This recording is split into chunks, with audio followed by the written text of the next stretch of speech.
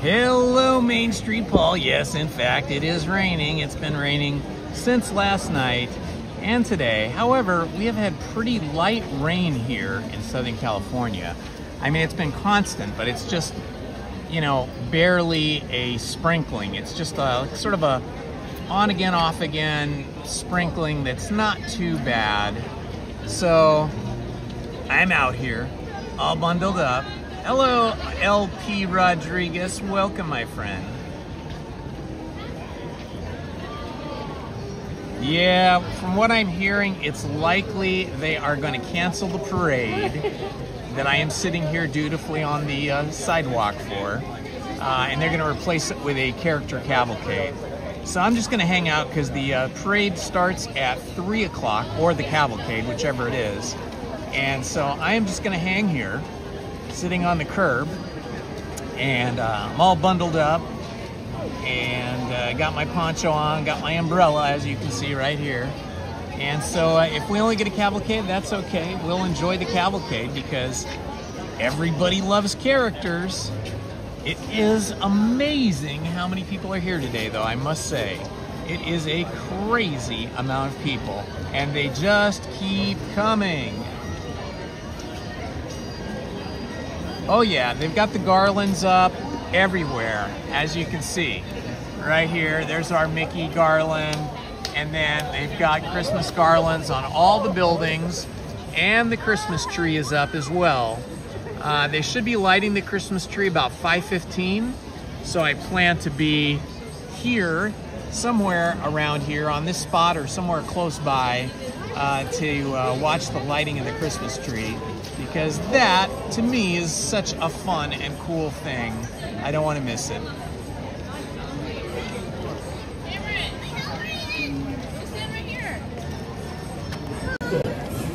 Hi everybody, how you doing?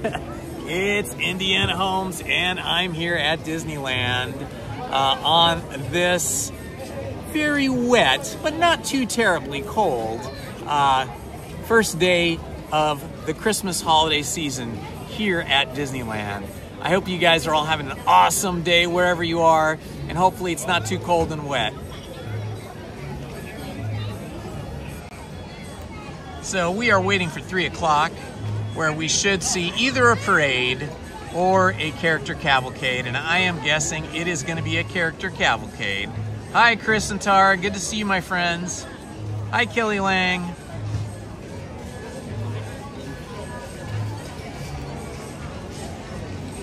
I thought about just wandering around, but I really wanted to stake out a spot here on the sidewalk so that I'd have a good shot of both the cavalcade and the Christmas tree. But we may not get our Christmas parade today or even tonight. It may just be the cavalcade, but that's okay. It'll be fun either way. Lizzie couldn't come today because she's working. She's at the office.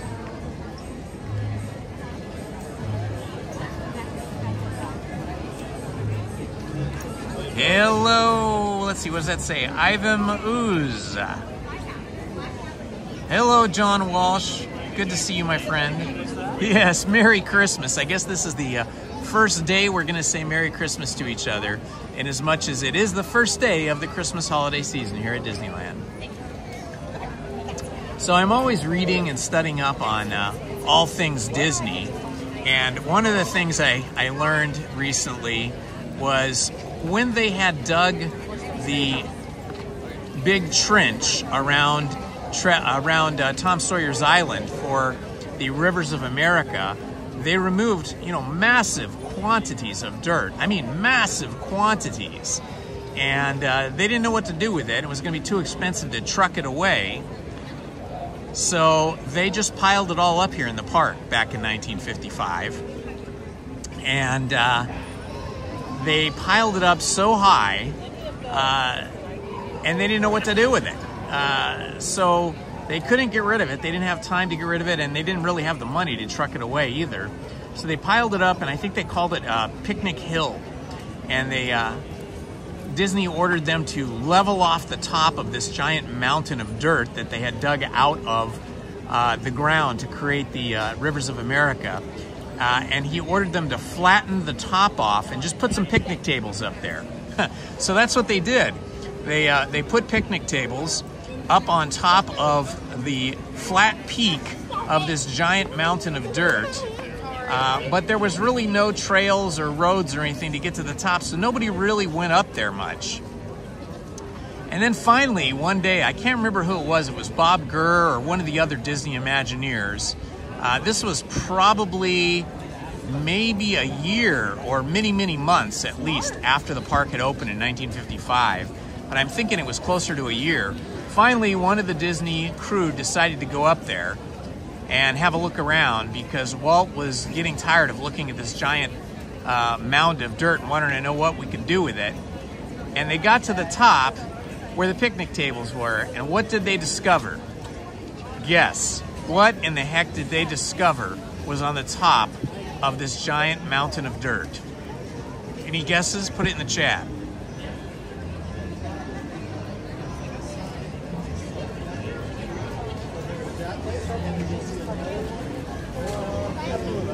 Okay, no guesses, I will tell you.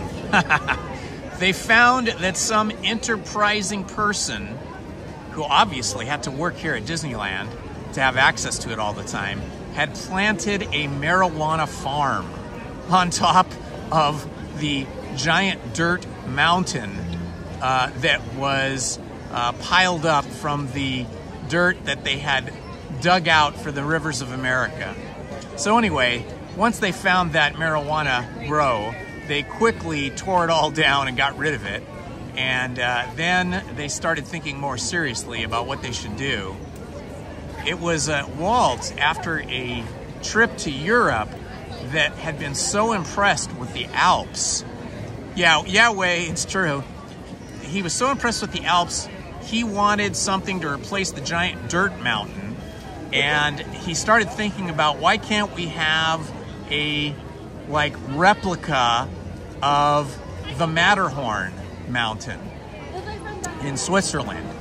And so he started talking to his Imagineers and convinced them that he wanted them to build him a replica of the Matterhorn. And so that was the beginning of the Matterhorn, but that was not until about 1958. So there was this giant dirt mountain over by where the Matterhorn was from the time the park opened in 1955 until about 1958, when they started work on what would become the Matterhorn. The Matterhorn is actually a building. It is a steel-framed I-beam construction building, just like any other building. And once they started building that, hold on, I'm gonna readjust my hands here. Okay, I dropped the whole thing, but that's okay. It's all good. Once they started building the Matterhorn, then Walt got another idea that he wanted a roller coaster inside the Matterhorn. Well, this had never been done before, a roller coaster indoors, you know, because most roller coasters were on railroad tracks. And how in the world were they going to do railroad tracks inside of a building that was built like a mountain?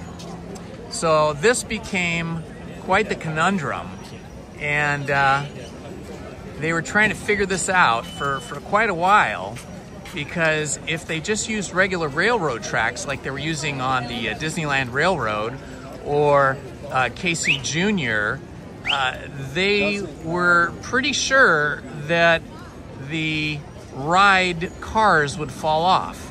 And Disney didn't just want any old kind of ride cars. He wanted cars that resembled the toboggans that people would use to slide down slopes in Europe.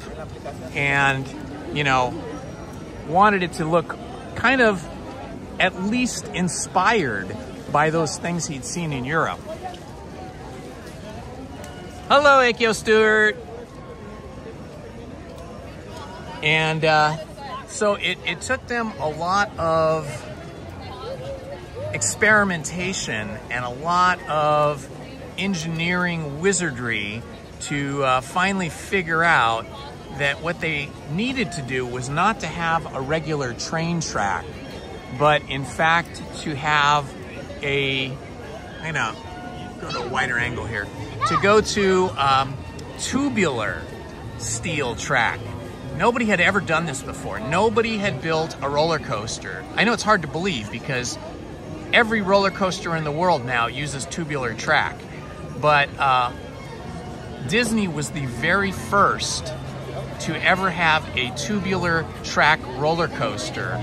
And the reason they did that is because they discovered that it was much easier to bend steel tubular pipe type track than conventional sort of I-beam styled. Look at these, we got some pirates coming here. These are great looking pirates, I love it. And then we get some Christmas people right behind that. So they figured out, oh, it was much easier to bend the steel and shape it. But that did not solve the problem of the cars flying off and causing a problem. I mean, not that they tried that, they just knew that that was a problem and they had to solve it. So they started thinking about maybe we need, instead of steel wheels, maybe we need some other kind of wheels, like rubber on top of the track, and maybe that would work better. So they tried rubber, but it was too bouncy and it compressed too easily and wore out too easily. So they started talking to DuPont. Now, DuPont was a giant, and still is, a giant chemical corporation. And at the end of World War II, the United States got many of the spoils of war after they defeated Germany in World War II, which included a lot of their scientific innovations and research. And one of the things that they discovered was that the Germans had started working on and developing a material to replace rubber called polyurethane. I'm sure a lot of you know what polyurethane is. If you ever rode roller skates or a skateboard, that is what the skateboard and roller skates are usually made of nowadays, polyurethane. And you'll even find that in like very good office chair wheels. So they started experimenting with polyurethane, but the DuPont Corporation was not convinced that that was going to work. So they said, you know, I don't know, polyurethane, that might not, I don't think we've developed it enough. We can't be for certain that this is gonna work. So they asked Walt to try, you know, any and every other kind of thing. And so they did. The Disney Imagineers were testing every other kind of synthetic rubber that was available at the time. But DuPont did say, if nothing else works out for you, we will be the, you know, we will be the wheel of last resort, and we'll work with you to try to develop the right kind of polyurethane. And that's what ended up happening. DuPont worked with Disney, and they ended up developing a very resilient, very long-lasting, very tough polyurethane for the wheels that would go on the Matterhorn. And then, because the track was tubular and not a traditional type of railroad track, they figured out they could suspend the track with special, you know, different, you know, newly designed supports that would allow them to have wheels on the top of the track and below the track, so that the toboggans, the cars that were riding, would be really locked onto the track but would still run really smoothly. And that is what ended up happening. And after that happened, and all these other ride manufacturers and all these other parks, due to inclement weather, a Christmas fantasy parade will be replaced by Mickey's Holiday Cavalcade. Okay, there's the official announcement. We're going to have Mickey's Cavalcade instead of the Christmas parade. I figured that, but that's okay. It'll still be fun. In its place, we will present Mickey's Holiday Cavalcade. Thank you. So Anyway, after this was, okay, I'm going to wait for them to stop speaking.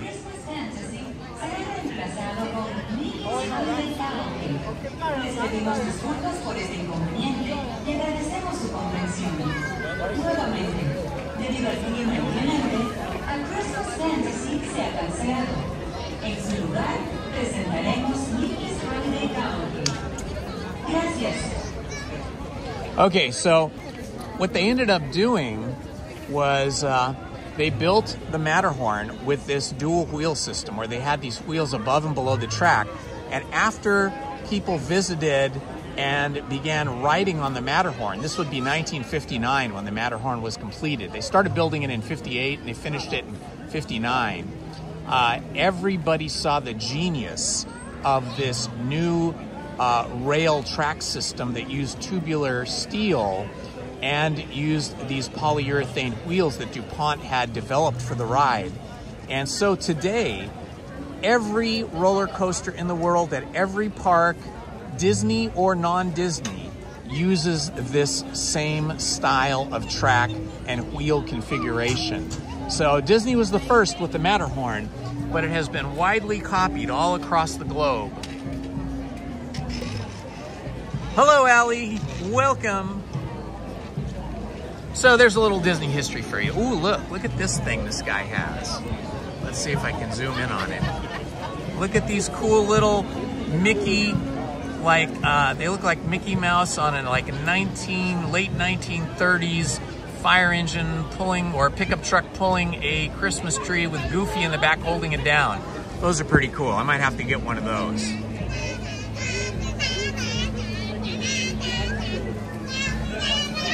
It's not raining at the moment. Let's see, what time is it? I can't tell here. Let's see if I can put my umbrella away.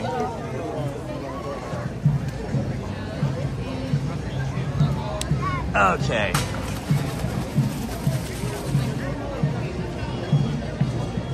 I hear something.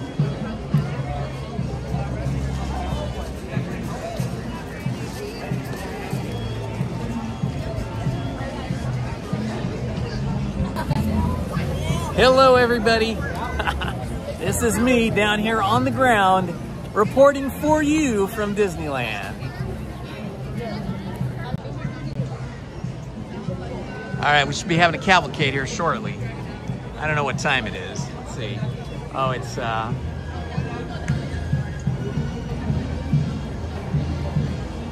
looking like about 3:42, so it should be here shortly.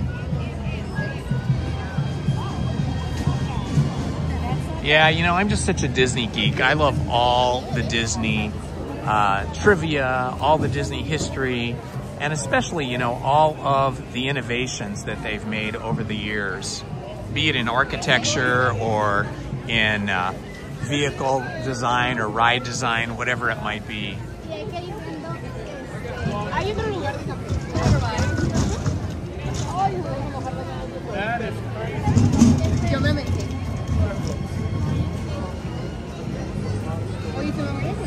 They've been playing Christmas music intermittently. You'll hear some holiday Christmas tunes for a while, and then they'll switch over to some other music.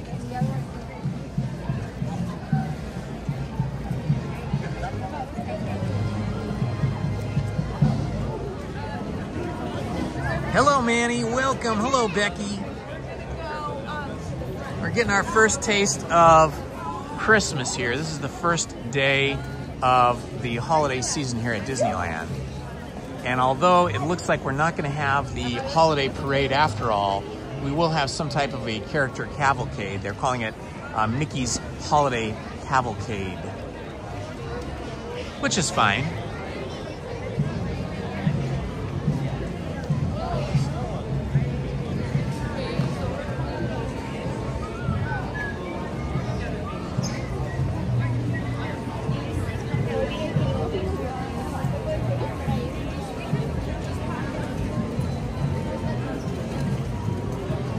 Like we have D. Lee in the house. D. Lee. I think I said hi to everybody else. If I didn't, I apologize, and hello to you.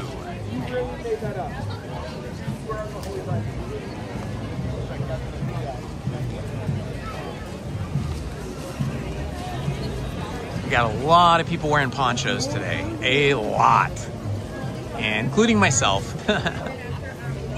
I've got my regular jacket on that I normally wear, that kind of jacket shirt with my my regular hat, but I put a poncho over it because it was pretty wet earlier, as you can see by the ground. Right now it's not raining, but it had been sprinkling continuously from the time I left the house until the time I got here, and it continued till about maybe 20 minutes ago.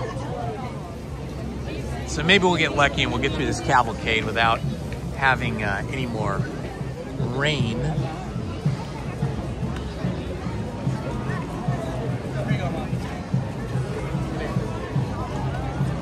Hello, Becky. Haha.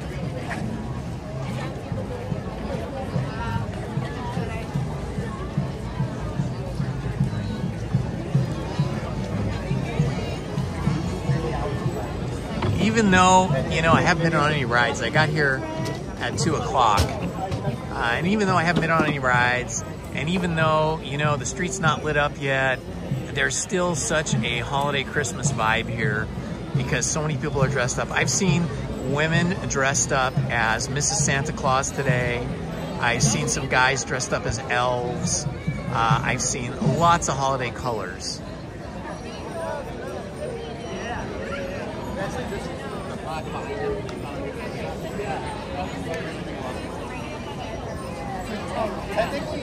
Hello, Krista. Welcome.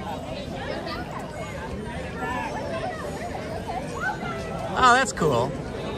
That's a good name for a dog. I love dogs. I am the biggest dog lover. I've had dogs ever since I was like maybe 4 years old. And I've always had dogs in my life. We currently just have one,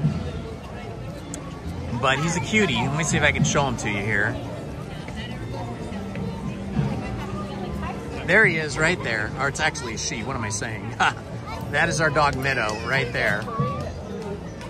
She's a very muscular Staffordshire Terrier, Staffordshire Bull Terrier. Such a cutie. She's such a lap dog. But boy, she's a fierce little beast.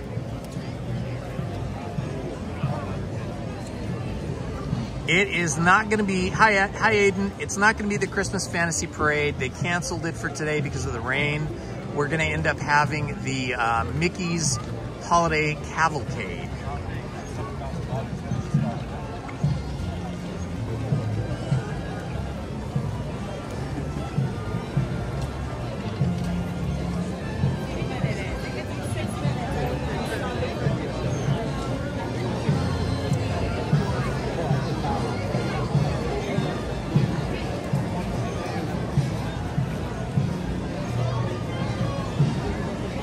Hi, Manny.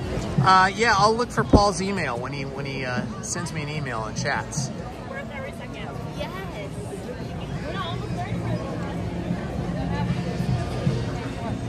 Yeah, I know the other parade is set for 5:15, but I mean it's not raining at all right now, and so if they don't have the parade at 3, I doubt they're going to have it at 5:15. But we'll see. I'll be here, and hopefully they will have it. Because I sure do wish I could see it. Ah, thank you, Manny.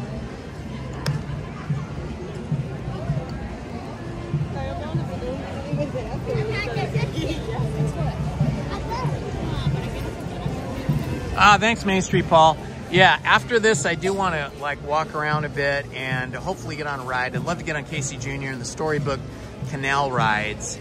Unfortunately, Small World was supposed to be open today, but it's been closed ever since I got here. And it says temporarily closed, so I don't know if it's going to reopen or what.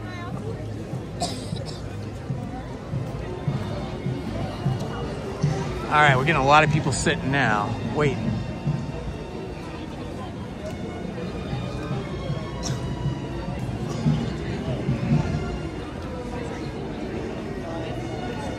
Hey Becky, we're a good group of people here, and I think as long as we're making, you know, as long as we're using humor in a polite and a supportive way and not making fun of anybody. I think that's fine, but Main Street Paul is in here. He's one of our mods, and if anything crosses the line, he will let you know.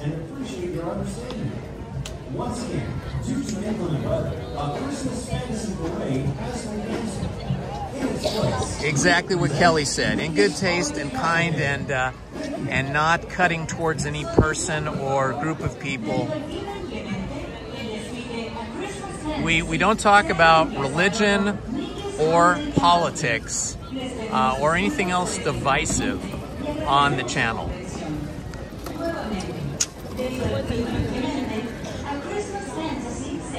Hello, Omar. Welcome, my friend. Good to see you.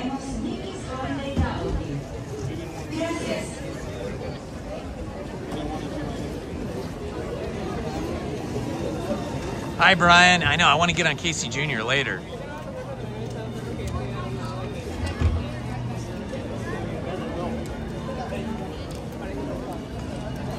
For any of you wondering, I will be here, you know, past 6 o'clock, and who knows how long I'll stay. But my other channel, Storytime with Indiana Holmes, will still have its segment playing as a premiere segment tonight. I think we're doing chapters 38 and 39 are being released at 6 p.m. Of our book, The Three Musketeers, that we've been reading for some time now. This is quite a long book, but we're getting into some dicey confrontations and problems with the Musketeers and the Cardinal and the King, the Queen, and some of the princesses and ladies. Okay, now it's starting to rain again.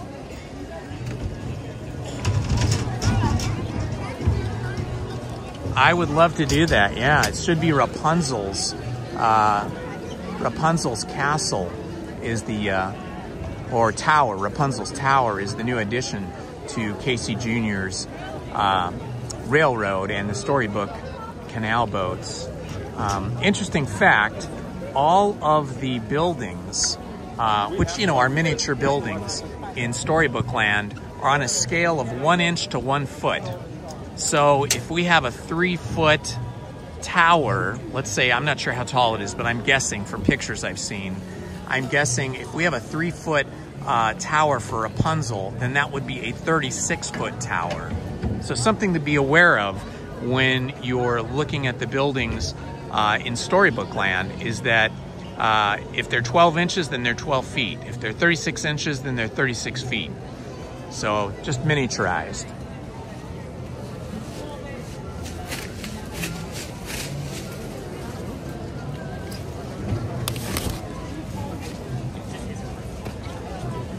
Okay, broke the umbrella out again because it is starting to sprinkle again.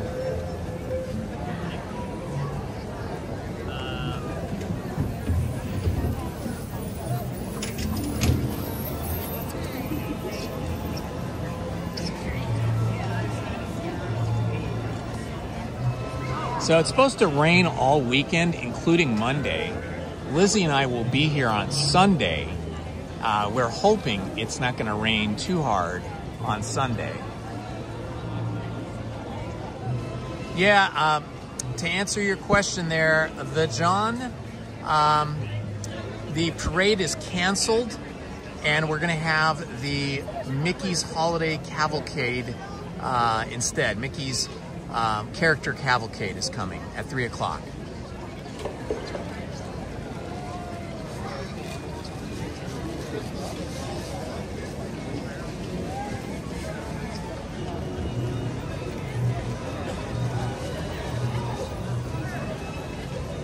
I'm in pretty good. I'm in pretty good kit here. I've got my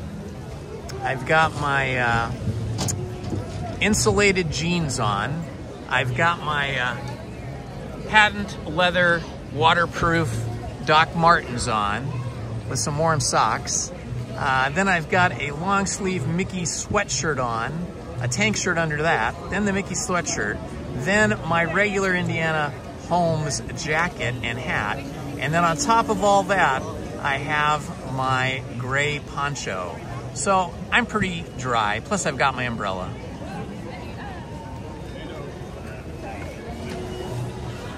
Yeah, the second time we did it.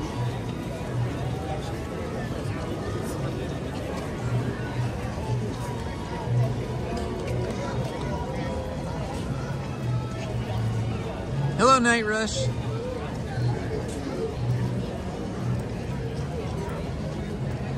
You can hear that holiday Christmas music now.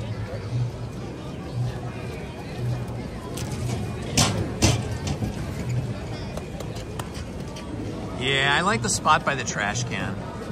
That way if I gotta throw anything away, it's right there. And I've got my backpack sitting on the ground here, covered though with my poncho. Happily, this is a very large poncho, so it's nice to be able to have a little space on one side.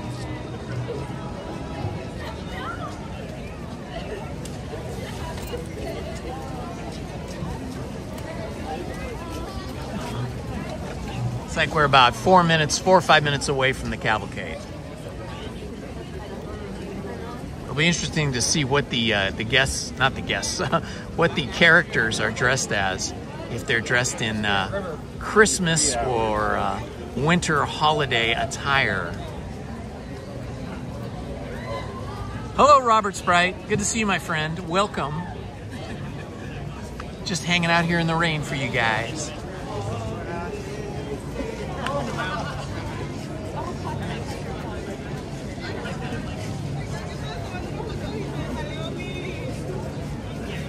Junior's fine. Hey, I got no problem with that. I am a much younger than Harrison Ford, so I don't mind being called Indy Junior. Because I surely wouldn't want to be Indy Senior. That would put me in, what is he, in his mid to late 70s?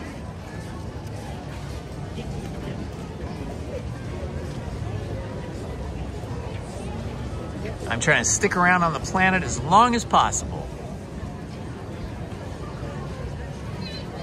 Small World opened up again. Thank you, Main Street Paul. Yes, that is on my bucket list here for the day, because this is supposed to be the first day they will have the holiday overlay on Small World. So thank you for that. I appreciate that.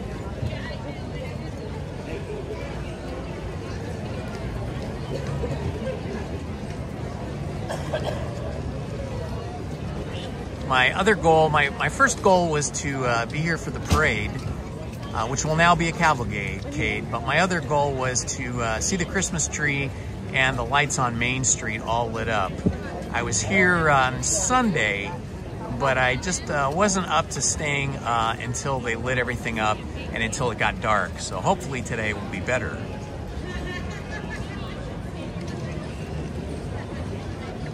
Yeah, that's a good idea.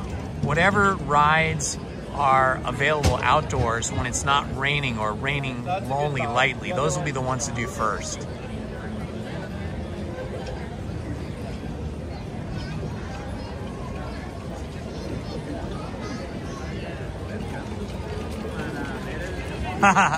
All right, that's cute. That's a good memory you had, Becky.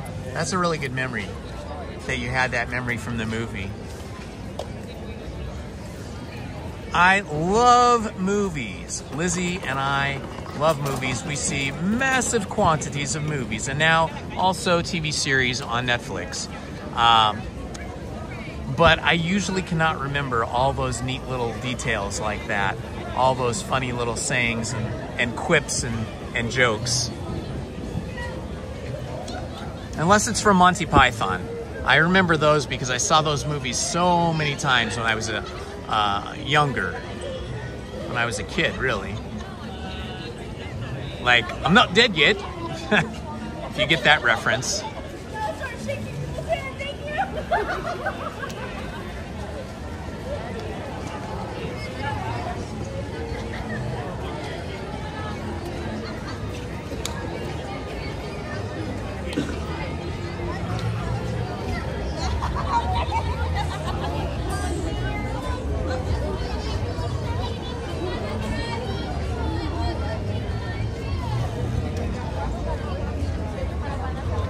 Starting to see some Santa hats here. I almost wore mine. Lizzie and I have some Santa hats we got probably 30 years ago here at Disneyland. and they're really nice. They don't even make hats this nice here at Disneyland anymore.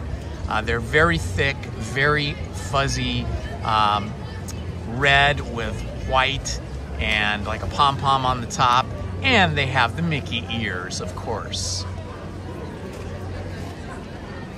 But I didn't wear that today because they are so warm that on a day like today where it's not that cold, it's probably only in the low 60s, it would make you sweat because they're so warm. Huh, this is the parade of guests. Oh, does he, Kelly? All right, well, your husband and I would get along well. Happy holidays, everyone. Let's share a bit of joyful cheer with Mickey's Holiday Cowboy.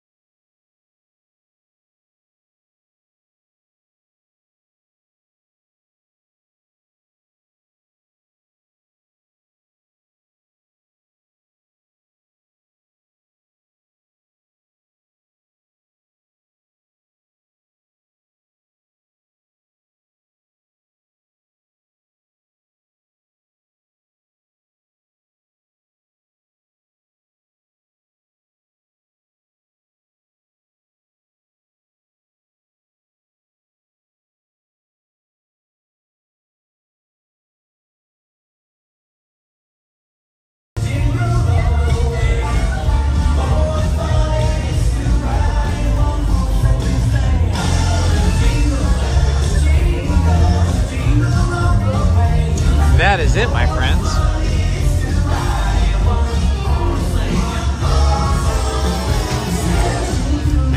this with you. This is an inflatable cushion that I bring with me when I go to Disneyland when I know I'm going to sit for a parade. And it's very easy to get it deflated. It doesn't take much to blow it out.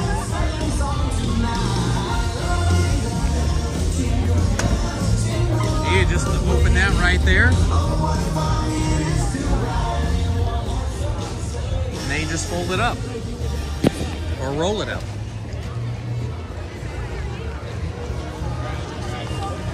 Sorry, we're good. And then you end up with this little thing here. So much more comfortable than sitting on the ground without a nice pad. Keeps your bottom warm and dry.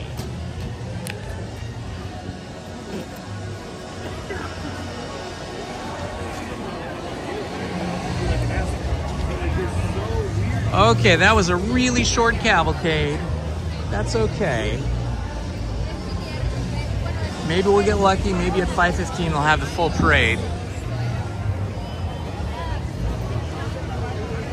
I'm gonna ask a cast member to see if they know.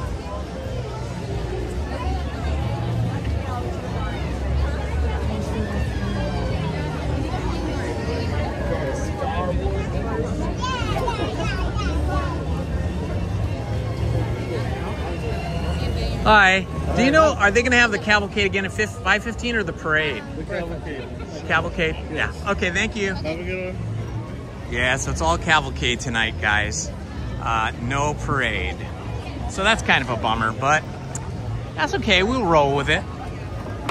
Let's go see if we can get on Casey Jr. or the Storybook Canal boats. I think I'd rather go on the Storybook Canal boats first. Then we can get down close to the little miniature buildings and see Rapunzel's tower for ourselves at ground level. Wow, it is very people-y here, folks.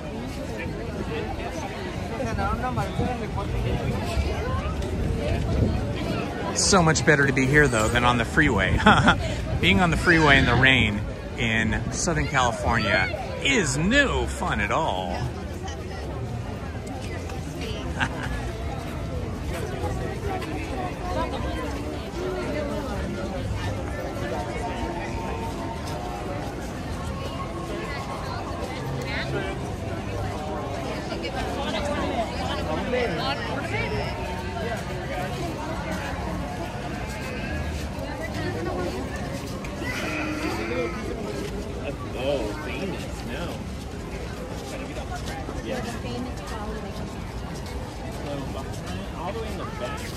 All right, so there is the Matterhorn, which is a complete steel I-beam construction building, just covered with cement.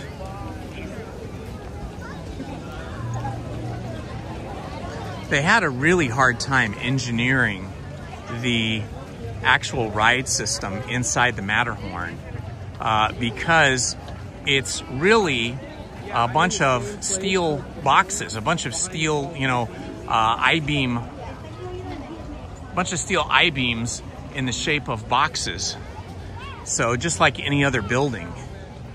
But they had to figure out how they could get the steel pipe style track to attach to all of the I-beams. And it was quite a feat. Nobody had done anything quite like that before. Okay, I'm just grabbing the charger. All right, we're gonna walk right through. Look at this guy. I love it. That's awesome.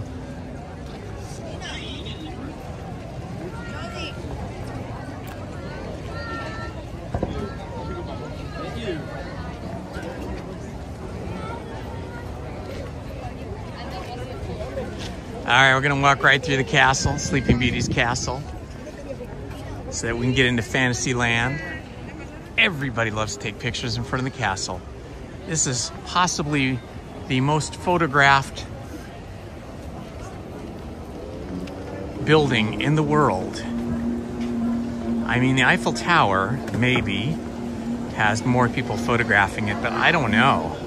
So many millions of people come to Disneyland every year and take pictures in front of the castle, whereas lots of people go to Paris and see the Eiffel Tower, but I don't know if all of them take pictures in front of it like they do here.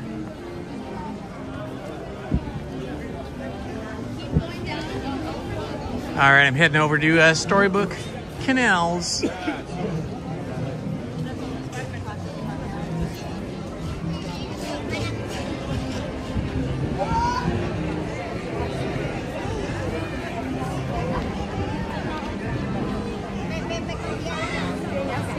Wow, there's just so much like excitement in the air here today.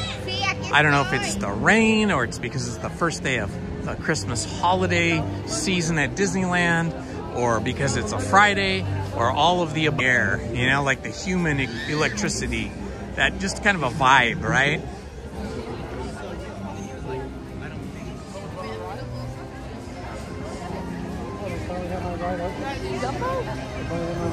Oh, wow, Monstro looks beautiful today. Look at the paint job they gave Monstro. Oh, and his eyelid opens and closes a little bit. I never noticed that before. Did that always happen? Let's go look at Monstro. Look at his eye. See that? His eye opens and closes just a little bit. I never... We're waiting to get onto the Storybook Canal boats, but which is interesting. I wonder why. When the teacups were when the park first opened and people were riding the teacup, my friend, it's going all the way back there. Okay, I'm gonna skip that. Let's go for Casey Jr. I have more patience for waiting in queues and ride lines when Lizzie is with me. When Lizzie's not with me, I don't have as much patience for... Let's check out the line for Casey Jr.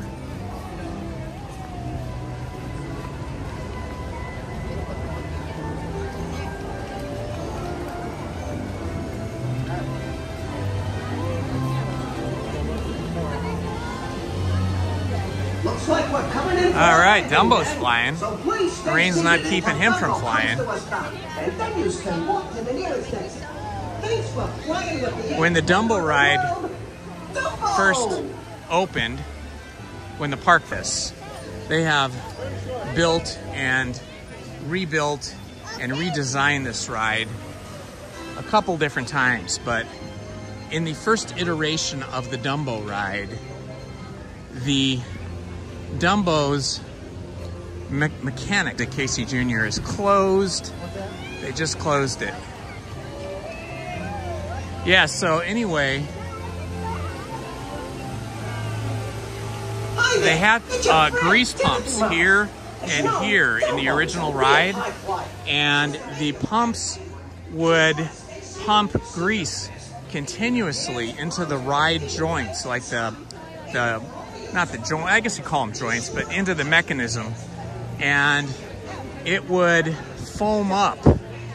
The grease would come out of the ride parts in a white foam, and apparently it was really gross and disgusting. And so they always had to have a cast member always going around about every hour and wiping up all the white foam that was oozing out of the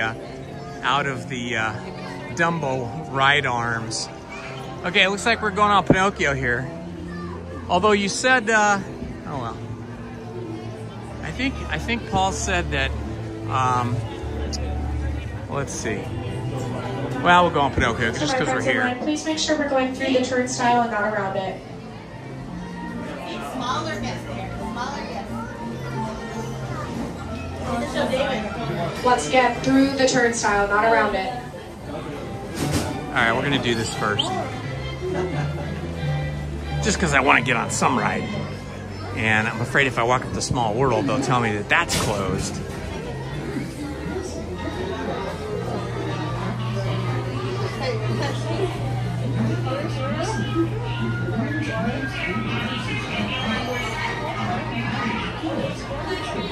Yeah, nobody wanted that job. The job of having to clean up the white foaming oil that was oozing out of the Dumbo rides. But they had a lot of issues like that when the park first opened in 1955. The teacups would constantly break, and they were forever having to go back and fix those each day throughout the day.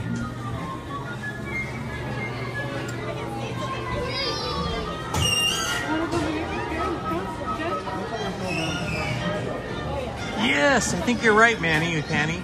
Dumbo is actually Jumbo Jr., right? Hello, fighters. This is Jiminy Cricket. That's a good little factoid. Thank you for that. I had forgot about that from the story, right?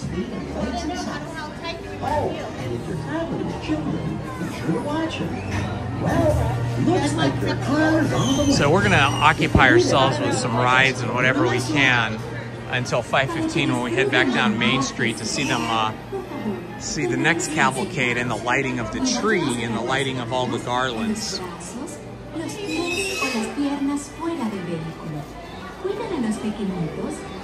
We're getting through this line nice and quick.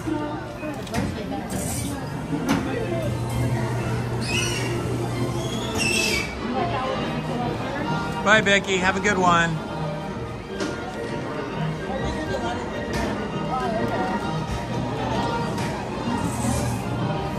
I love chatting with everybody in the chat, but I can't always read the chat depending on like the contrast and stuff. Like here, I can read because there's dark, but sometimes if it's light, like when I point out here, then it's too hard to read the chat because the chat's in white.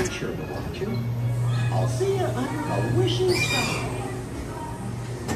Hola, para su seguridad, permanezcan sentados y mantengan las manos, brazos, pies y piernas dentro del vehículo.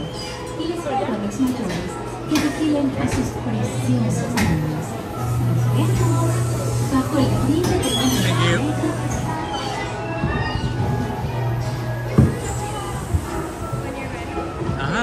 Thank you.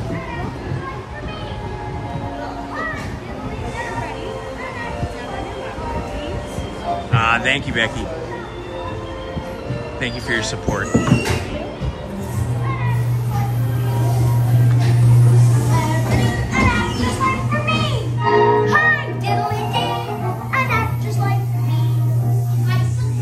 This story used to scare me so much when I was a little kid. Made me always want to be a good boy. Me, you ought to belong. Watch out!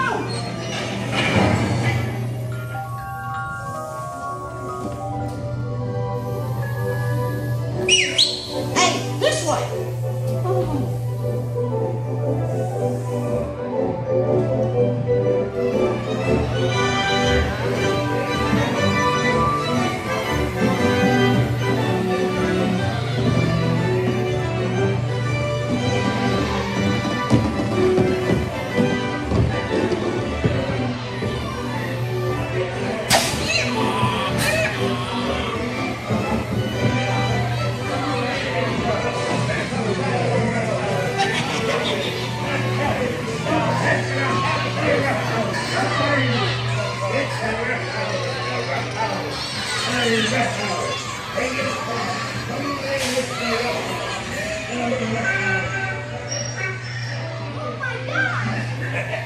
So, you want to talk,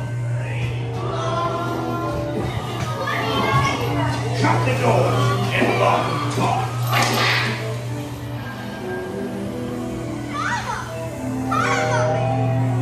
Please let me go. Quick, this way! You blokes going somewhere?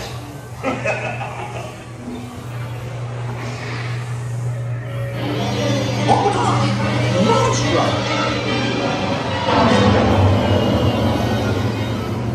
Pinocchio!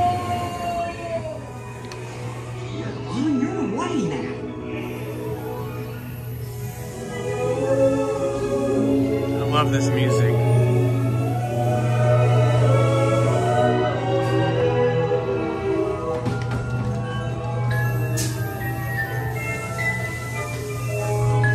My little ponies come home.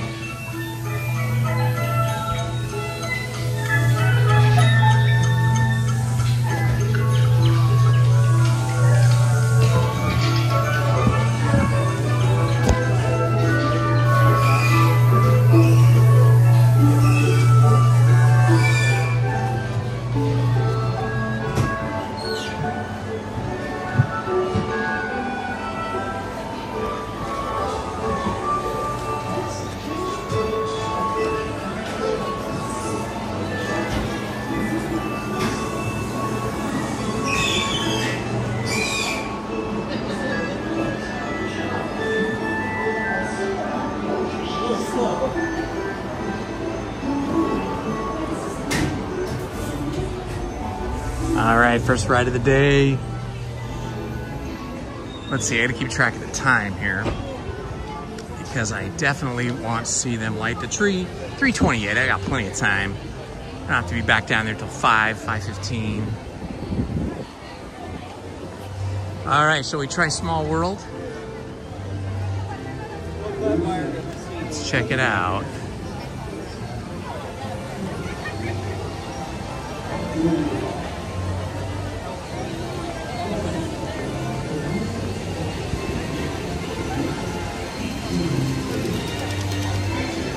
Looks like we're coming in for a landing, gang. So please stay seated until Dumbo comes to a stop. And then you can walk to the nearest exit.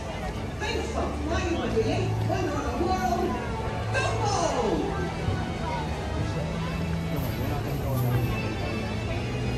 I want to go in there.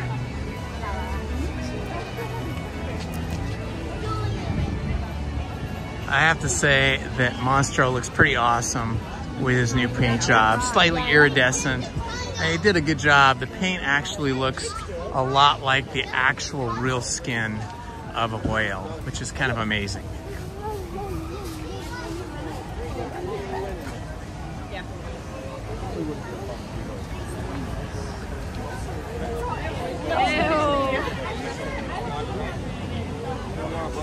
Okay, we're gonna head there right now. You've done this before.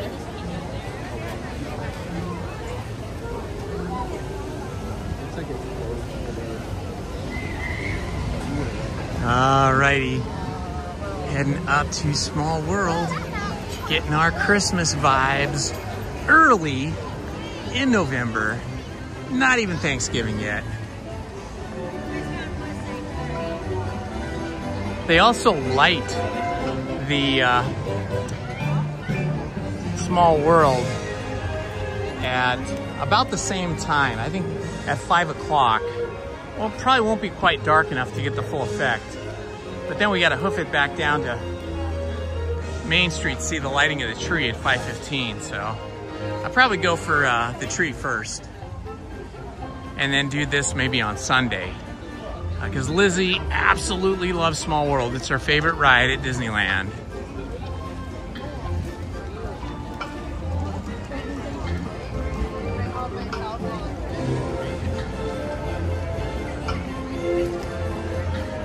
She's gonna be jealous that I'm going on this ride without her.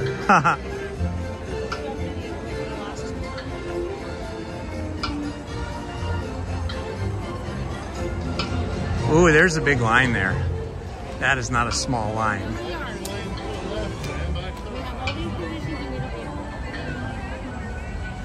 Oh boy, that is a really big line.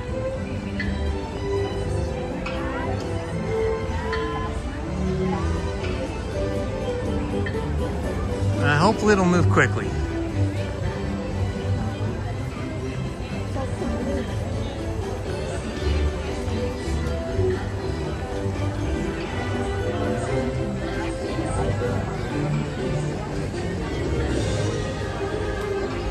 Oh, are you talking about Lizzie? Manny, are you talking about Lizzie? Lizzie's my my wife. My daughters are Willow and Shelby. but they're busy young adults now. So they have their own lives. They don't come to Disneyland with us too often. Usually I'll take them with me on my birthday.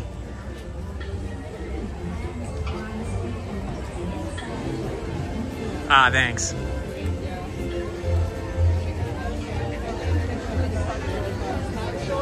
Shelby is named after Carroll Shelby and the Shelby GT race cars from the 1960s. Ooh, here goes the there goes the monorail. So yeah, Shelby is named after Carroll Shelby, who was a famous race car driver and race car designer and race team owner. It was the Shelby GT race cars powered by Ford that beat the Ferraris in the, I forget which one it was. I think the 24-hour at Le Mans. Anyway, nobody had ever beaten Ferrari in like decades. And Carroll Shelby, who had been a race car driver, but due to some health issues, he could no longer race. He designed and built the Shelby GT race cars and took his campaign to Europe to take on the Ferraris, which he beat. So if you've never seen that movie, there's a good movie about it. And then Willow was named after Willow Springs Raceway here in California.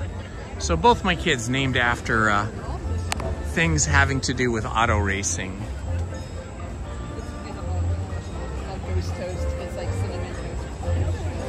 Well, was I a race car driver? Only for one afternoon. No, I was not. I've always been a race fan, though, ever since I was a kid. And after Lizzie stopped working for Disney, Lizzie was a Disney animator. Her first film was The Lion King, and her last film was The Princess and the Frog. But after that career was over, because they stopped doing hand-drawn animation, which is what she did, and they went to just, Toy Story style computer animation once they merged with Pixar. So after that, she needed something else to do. So we were always going to races as race fans. So we decided that we would start our own brand of race-inspired t-shirts and clothing. And so for a number of years, we had this business where we would, Lizzie and I would design all the shirts, get them printed, and then we'd go to racetracks where we would have a vendor tent, usually like 10 by 20 or bigger, and we would sell our clothing line, our clothing brand. And so we were at races a lot. In fact, our girls, when they were little, they grew up at the racetracks. I think Willow was only 2 when we started doing that business, so they grew up doing that. And Shelby, who's a little older than Willow, she actually liked serving customers by like finding the shirts. We had like, drawers, big giant sets of drawers. She would find the shirts with the right size and hand them to the customers. And then she eventually even started taking the money and making change. So our girls kind of grew up with that entrepreneurial spirit and an affection for racing. Here we go. We got some good Christmas hats on here. But anyway, we did that for a number of years until the 2007-2008 recession kind of killed off that business. And then Lizzie just went to do exactly what she was doing for us for another company, but not in the racing arena. It was more in the school and spirit wear kind of stuff. So that's still what she does today. She's a graphic designer, and 8 hours a day, 5 days a week, she's designing graphics for t-shirts and clothing. And Shelby's also a designer. In fact, she had the opportunity to design a whole campaign of clothing for a clothing brand in China. And she even designed some fabric for a fabric maker, designer, whatever you call it, fabric factory. So it kind of runs in the family. We're all kind of artists.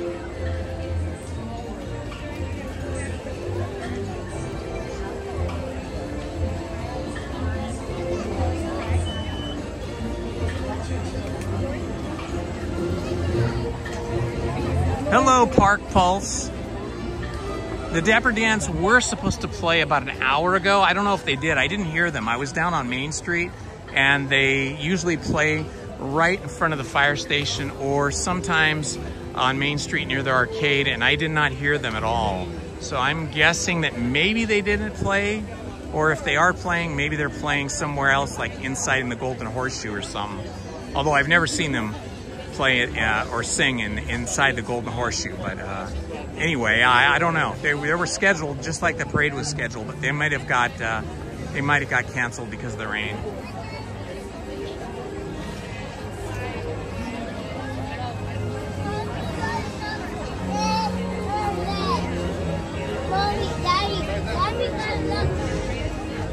The monorail that we just saw go by a little bit ago was another thing that Walt kind of fell in love with. You know, he was a train lover, obviously. We've talked about that on the channel. There goes the monorail right now. We've talked about Walt's love of trains and how, like, that was the most technologically advanced thing that he ever saw growing up. Railroads were such a big part of the progress and industry in our country. And that is why he always wanted his own railroad. First at his home, then a little bit at the studio, and then of course here at Disneyland. In fact, he wanted Casey Jr. To be a steam locomotive as well. He only really wanted steam locomotives. But I think it is still steam, yeah.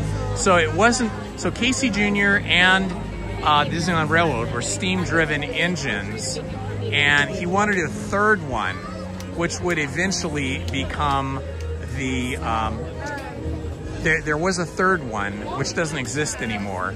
It used to go through like a desert kind of landscape, and that doesn't exist in the park anymore.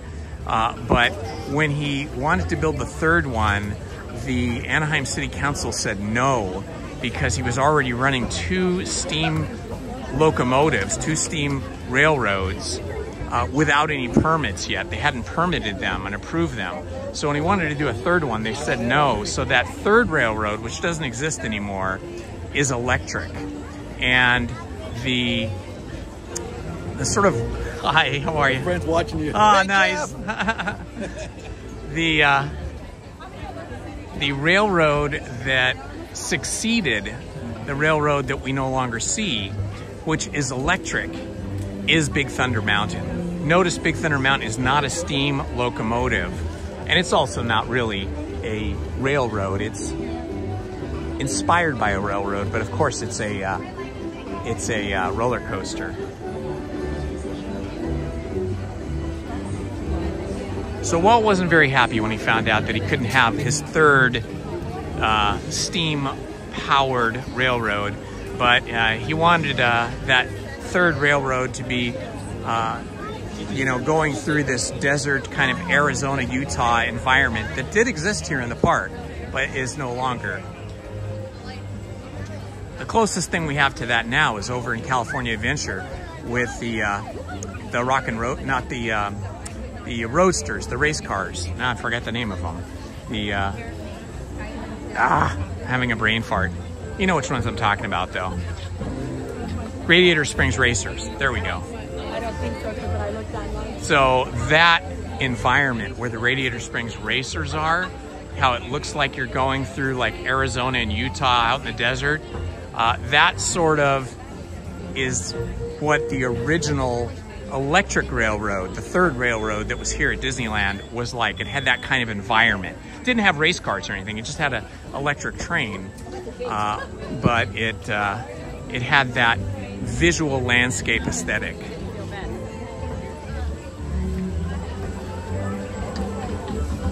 Omar, I'm sorry you're working, but we got to do what we got to do, my friend. But I'm happy you're able to listen in anyway.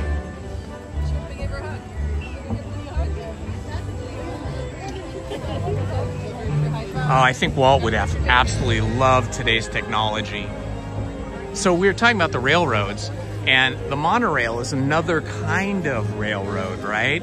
In a sense. And what happened is that Walt saw was traveling in Germany, and he saw this very short monorail.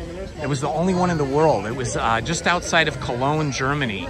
There was the very first monorail. And the Germans had been working on this for like 30 years or so, trying to develop this. And they had developed this monorail. But the cars were big, boxy, ugly looking cars.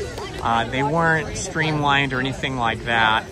And the other difference between the Disneyland or Disney monorails and that original monorail that he saw was that it was hanging from the beam above it. So the original German monorail had the cars hanging from below the beam instead of on top of it. And Lillian, who of course Walt listened to, that was his wife, she did not like the ride of that German monorail. And that monorail was only maybe like 2 or 3 miles long. It went a very short distance. And they had worked on it for, like I said, 20 or 30 years trying to design and develop it, and then they finally got it up and running. And she found that the suspended cars of the German monorail outside of Cologne, they swung too much left and right with either wind or on curves, and she said it kind of made her a little seasick. She didn't like that. And so, you know, if he was going to build a monorail, she suggested he find a way to tame that. So the Imagineers got to work on trying to figure out how they could tame this. And I don't know who it was exactly, if it was Bob Gurr or someone else. They decided, well, wait a minute, how about if we just have the train cars of the monorail for Disneyland sit on top of the rail instead of suspended below? And they started testing that out on models, right? And they found, oh, this is really stable. They could just have it run on rubber wheels on top of this rail. And then to tame the cars from leaning, they put additional wheels on the left side below the passenger compartment and on the right side, so that you had wheels on top and wheels on the left and the right, and that kept the cars from swinging. So that was the solution they ended up doing. But the problem is these big rubber wheels on the outside below the passenger compartment were very gangly and ugly looking, and Walt did not like them at all. And in fact, Bob Gurr and the designers did not like it at all either. And then Bob Gurr had an idea. What if we just covered the wheels? What if we had some type of extension of the cars and made the whole thing streamlined instead of the boxy design that the Germans had come up with? So he started reshaping like the sheet metal and the models of what this would look like, and he figured, oh, this is gonna work. So he drew up a really nice drawing of it, a pencil drawing on a big sheet of paper, and he tacked it up on a wall at a meeting that he and some of the other Imagineers were having with Walt. And Walt walked in and he saw the streamlined, very slick, futuristic looking monorail design that Bob Gurr had drawn up. And he didn't smile or anything like that. He just turned to Bob and said, "Bob, can you build that?" And Bob said, "Yeah, sure, Walt." And he said, "Do it." And that is how we got the monorail here at Disneyland. And of course, now I think we're on our 4th generation of monorail. Each iteration of the monorail got more and more streamlined and more beautiful. So that's kind of how we got to where we are today with the monorail.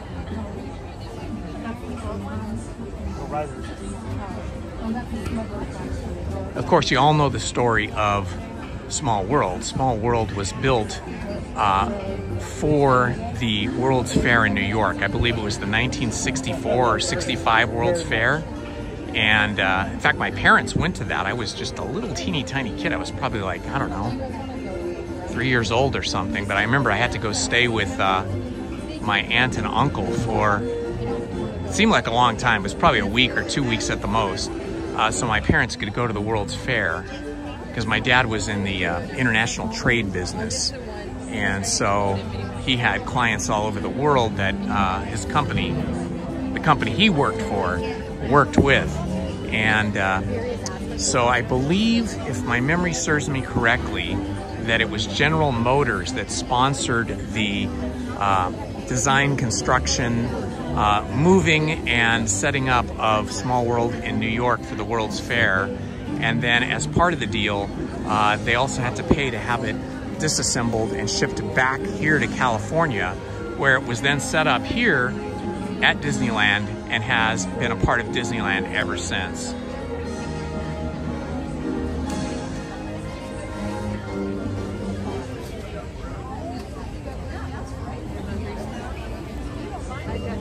I remember when we didn't have all these beautiful trees here. We had a much more barren queue for Small World. Thankfully, they planted, manicured all these beautiful trees here, which gives us some shade in the summer, in the hot months, and just increases the beauty of the park.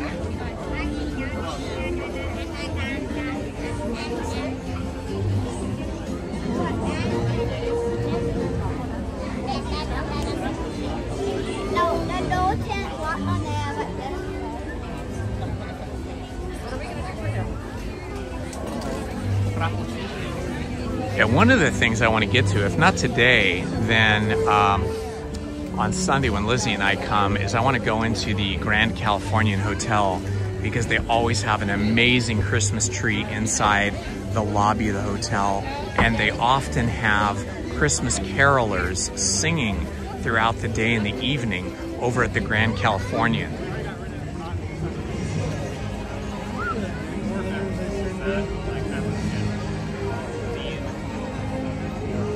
Ah, thank you for that, Manny. So we're already up to Mach 7, wow.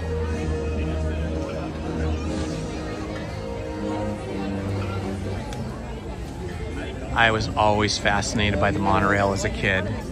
And like Walt, I believed that we would all be riding monorails all around the world and all around our cities here in the US, because it's such a wonderful idea, such a wonderful design to not have trains on the ground taking us around, but to have them overhead, even on the freeways.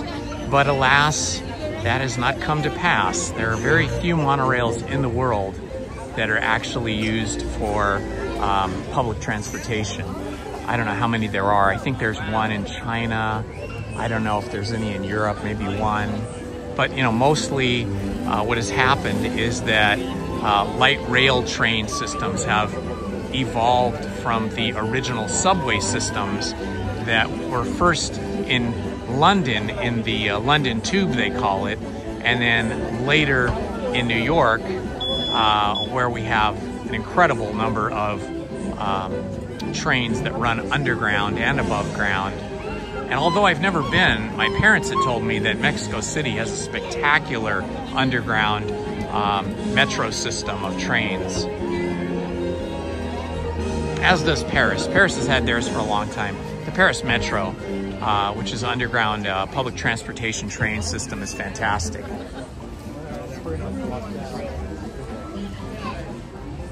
Is there a monorail behind the casinos in Las Vegas?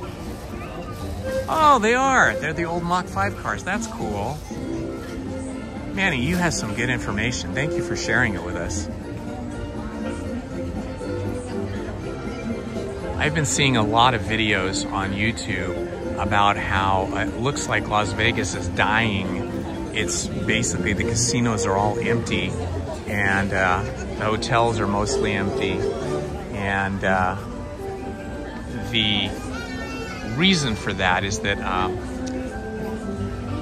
Las Vegas used to be kind of for the common man, and you still always had your high rollers, you had your super wealthy people, but the majority of the people that came to Las Vegas were the common folks, you know, regular working class, middle class Americans, men and women, husbands and wives, and their children, enjoying the not just the gambling, but the good deals on food and hotels.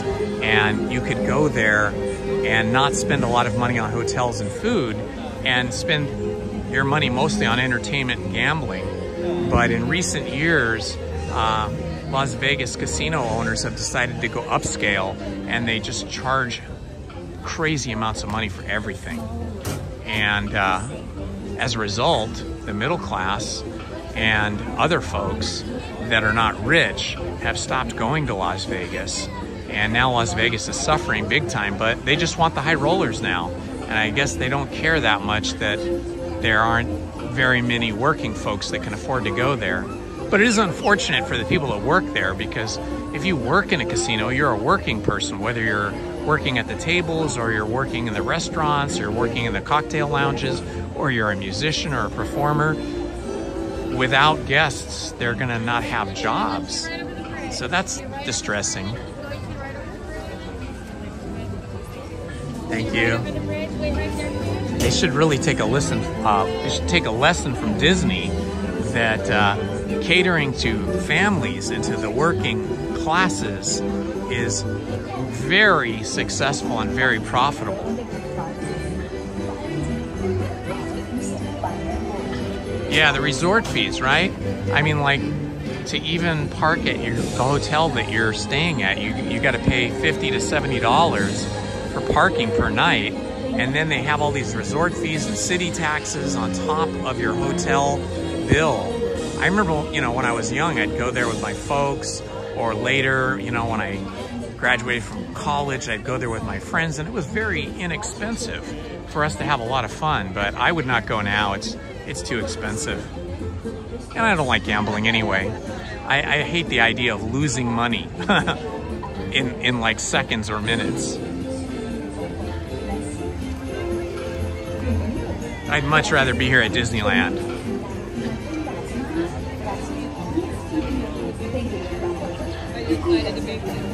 I'm the same with you, Kelly. Lizzie and I don't eat out very much. We went out to dinner with another couple a week ago, and man, it was shocking how expensive it was. We split the bill, but it was still outrageously expensive. I mean, outrageously expensive. And you know what? The food wasn't that great. Lizzie's a fantastic cook, and she was very unimpressed, and I was very nonplussed. Considering what we paid and the kind of food and service we got was just not great.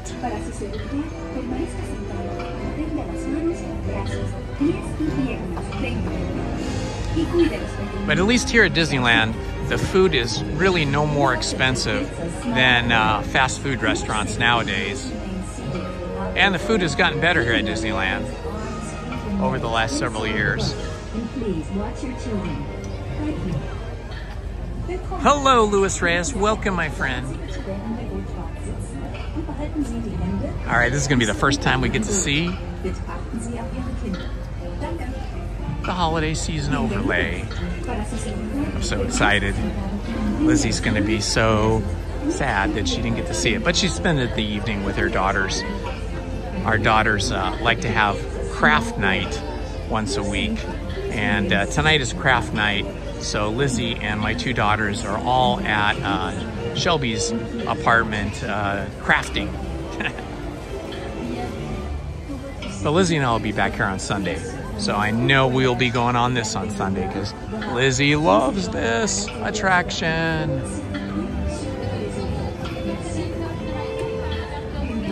I'm really happy that it's not pouring rain down on me. I mean, I came prepared with umbrella, poncho, jackets, hats, all kinds of stuff. But it's really only just drizzled a little bit. One? Row one. How many room? You're gonna take row 5, okay? Okay, we got row 1, guys. Okay, I'm not gonna talk during this though, because I don't want to disturb the other guests. And I want you guys to be able to soak in all the vibes. And enjoy your cruise, everyone. So I will be quiet once I get in the boat here. As we wait for your boat to approach, please make sure that backpacks are off before we get on your boat, please. There's a lot of wet popcorn in my boat. They're skipping that boat.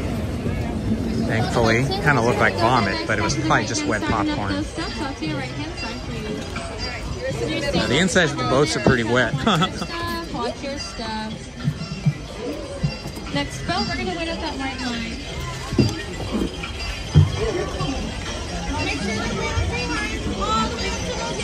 All right, we got lucky right in the middle.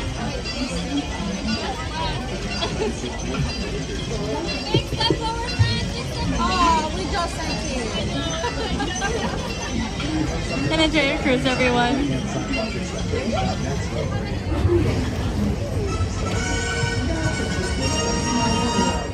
For your safety, please remain seated throughout your voyage, keeping your hands, arms, feet, and legs inside the boat.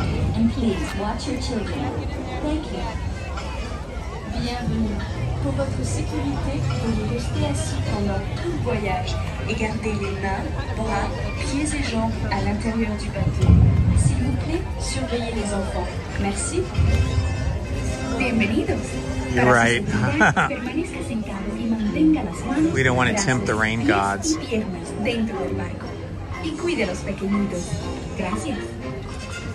Welcome to It's a Small World.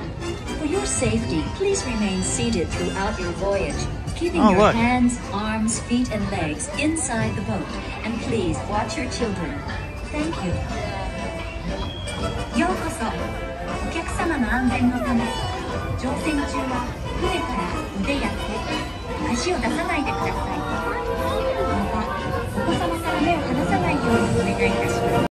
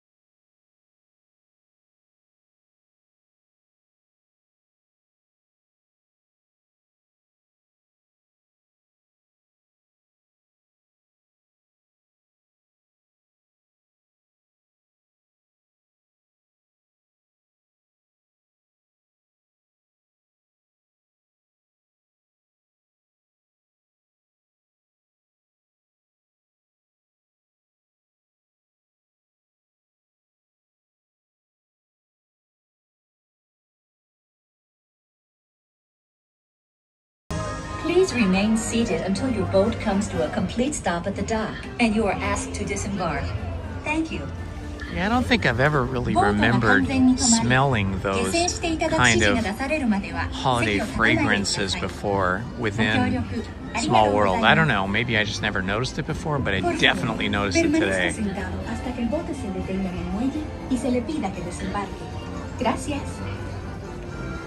Bitte bleiben Sie im Boot sitzen, bis es zu einem vollständigen Halt kommt und Sie gebeten werden aufzustehen.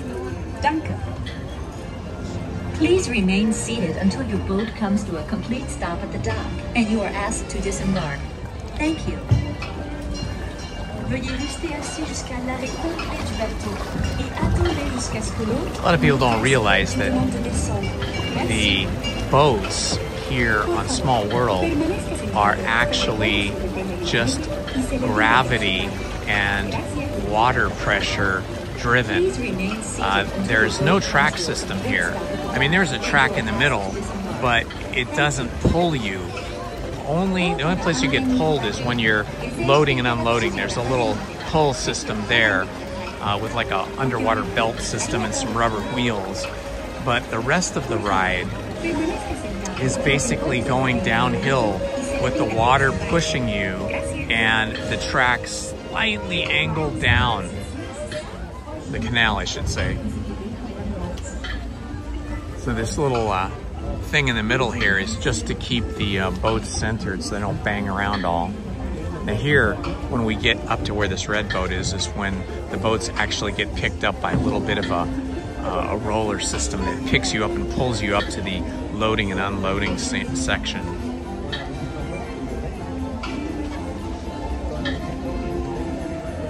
There's the Santa clock.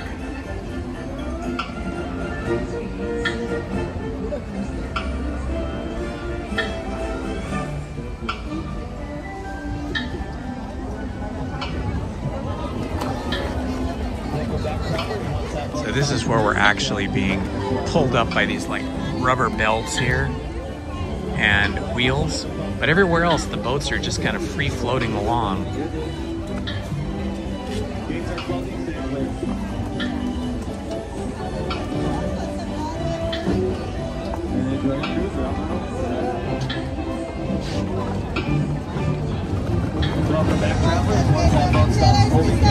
Exit out to your right, exit out to your right.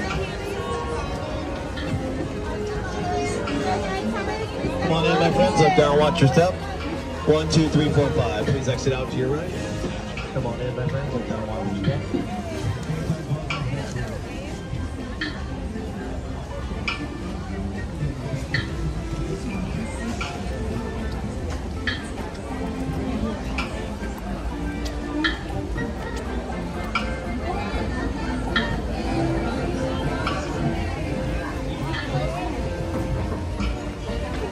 Ah, it's looking very Christmassy over here at the Fantasyland Theater. It's like a whole bunch of Christmas trees.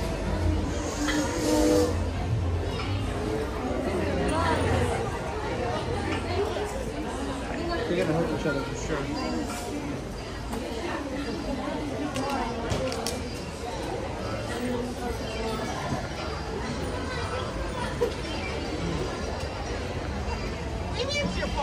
I gotta go over here just because all the trees with the lights on them.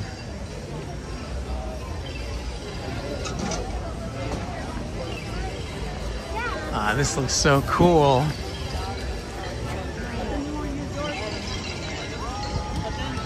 Fantasyland Theater looks like it's been winterized.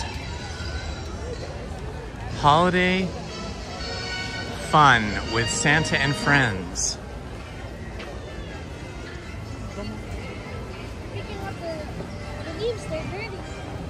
It's fun walking through here and you see all these Christmas trees. How cool is that?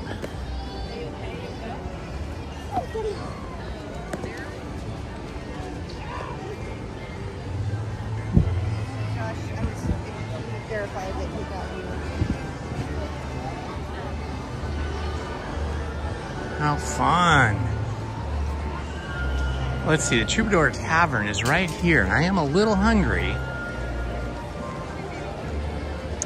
We got an hour until I have to be back down to Main Street, so I think I will have a little bite here.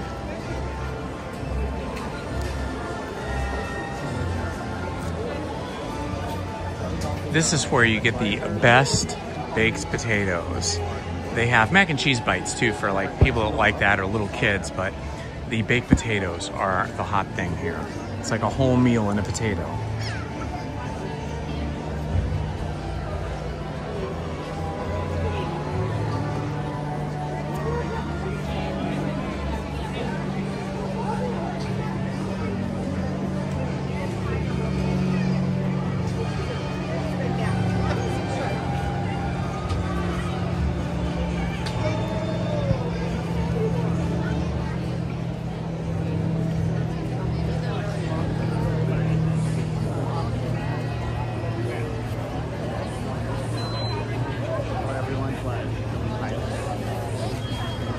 Ah, so it's the water jets. Thank you, Manny. I appreciate that information. I knew it was the water that was moving them somehow, but I didn't really know like how that was working. I thought it was just like water pressure from like at the top of the ride, but it's actually little water jets. Oh, that's really cool. Thanks for that info. Let's see, what do they have here? They've got celebration dinner potato, holiday beef dinner potato, and the troubadour baked potato. So a couple different potatoes they didn't have before. I don't remember seeing the celebration potato.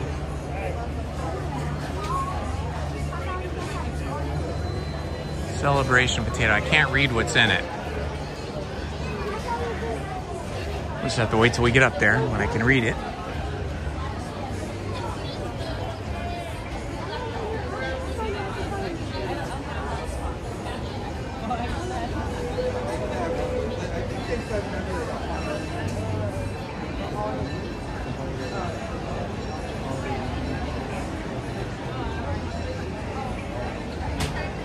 Oh good, they have Coke Zero here.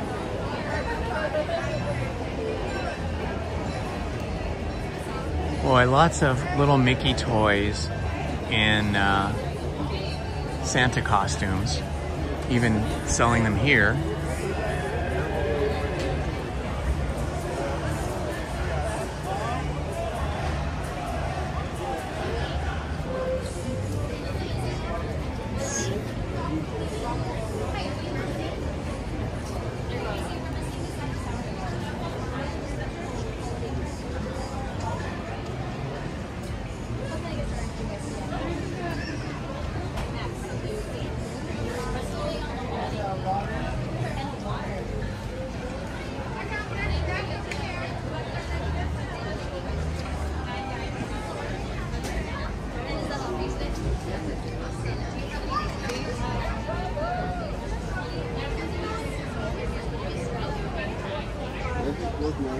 I think it's the holiday beef dinner potato for me because it has sliced tri-tip, spinach, artichoke dip, demi-glaze. Yeah, those are going to be good.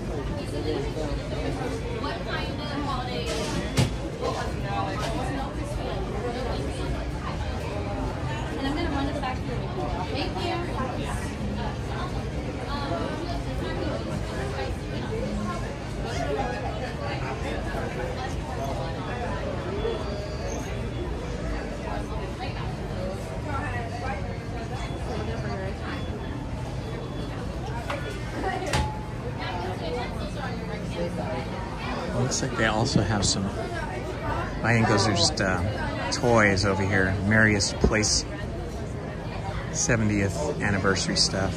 Holiday popcorn.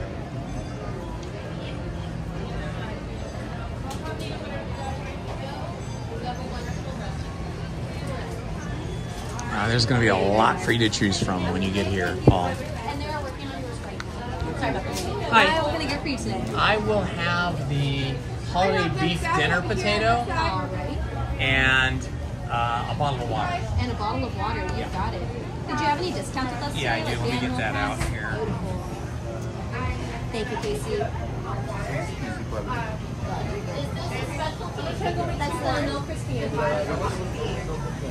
got it. Here we go. Thank you. And will this be cash or card today? I'll do card. Thank you. There's gas over here.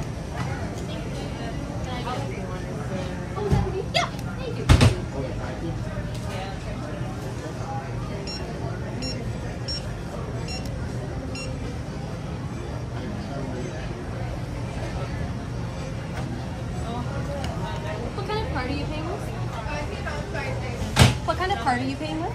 Oh, I just paid for it. It was an ATM It card. looks like it didn't go through. Would you mind trying one more time, please? All right. Maybe I didn't put the right number in. No worries. This happens all the time.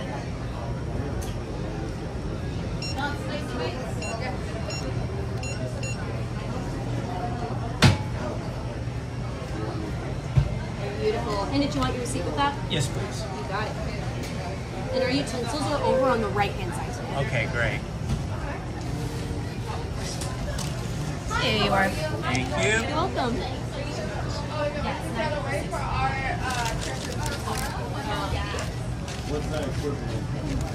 Very good.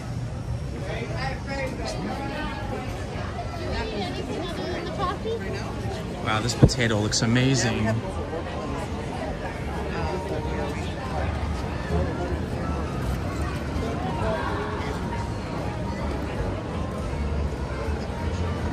Okay, looks like forks and knives here.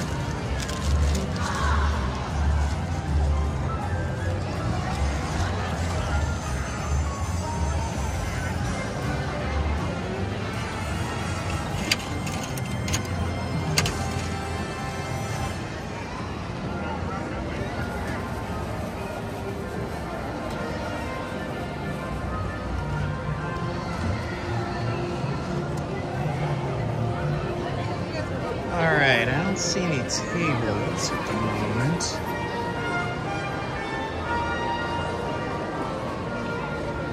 Let's see if there's any tables on the other side.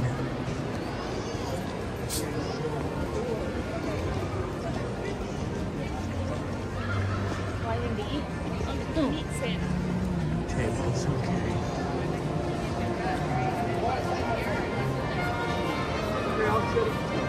Okay, looks like I'm gonna sit over here.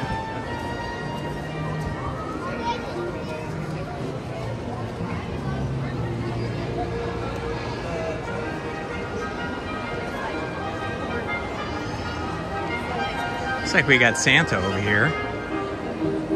Some trees.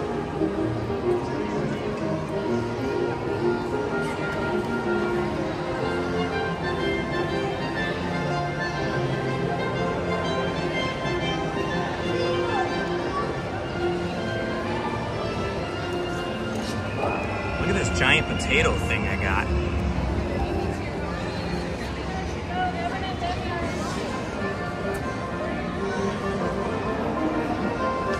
All right, it's dinner time for me, guys.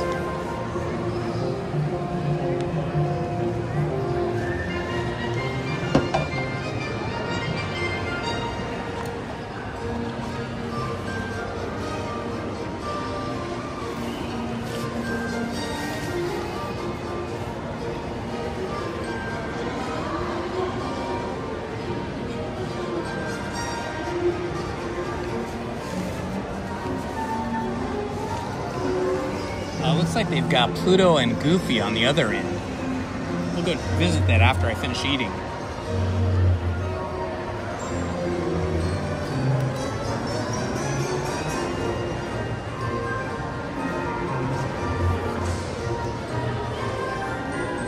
Look at this thing. This is a crazy, yummy looking thing. These are beef on top here.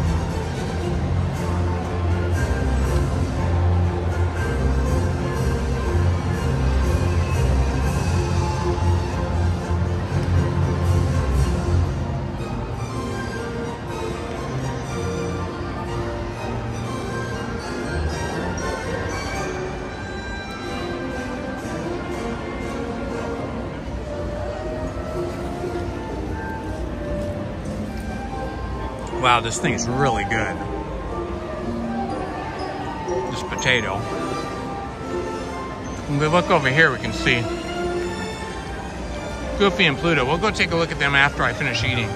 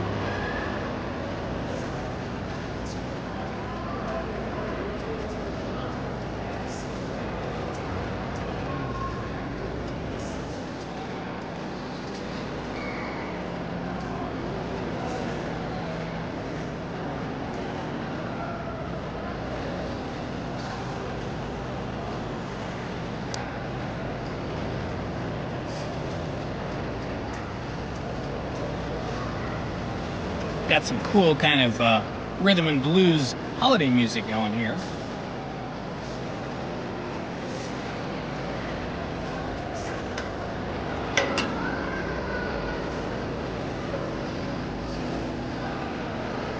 Okay, I gotta plug my cell phone in.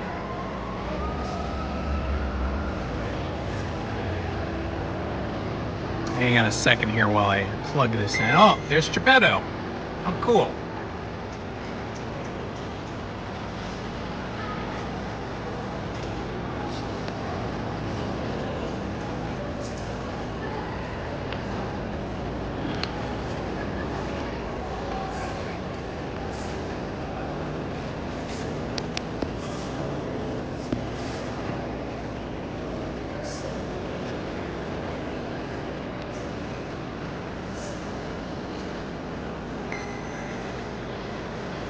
All right, phone is charging.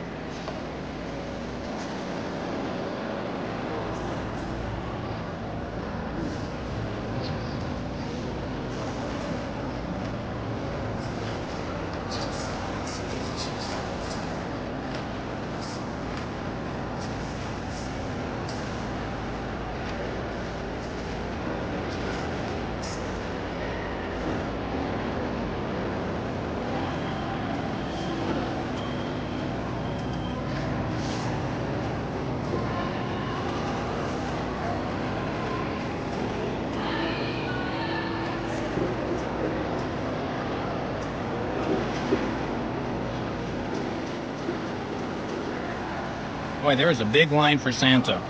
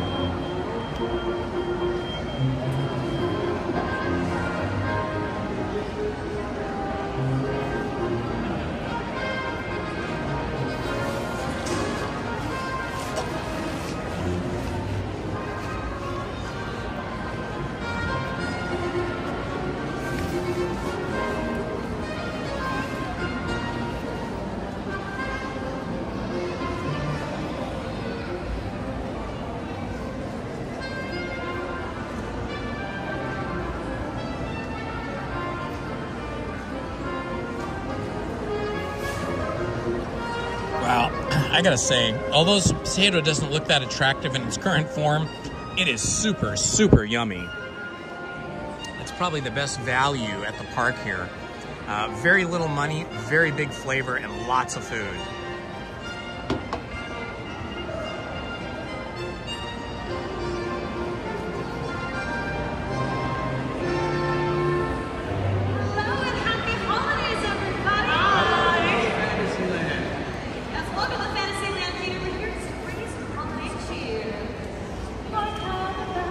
carolers.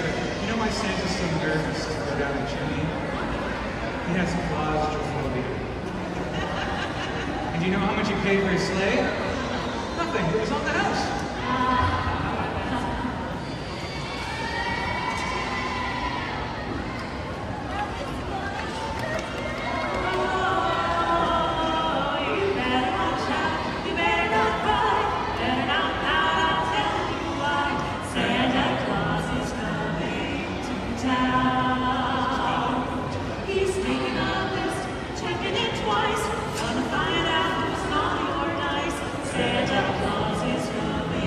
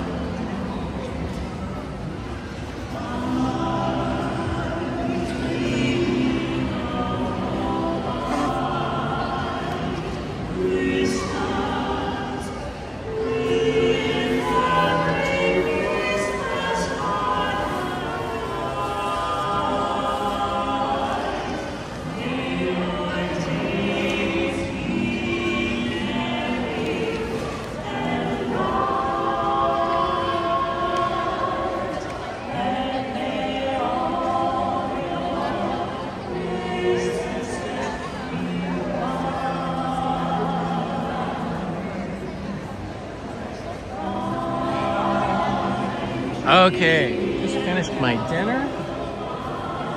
I'll throw this trash away now.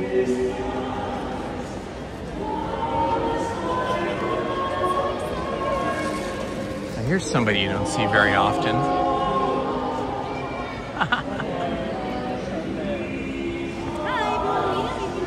I'm just gonna throw trash away. Where?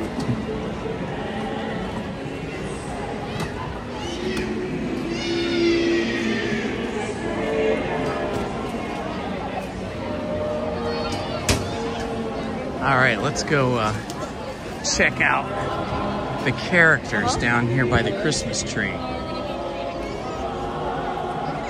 I think I see Chip or Dale, one of the two. Can't tell from this distance.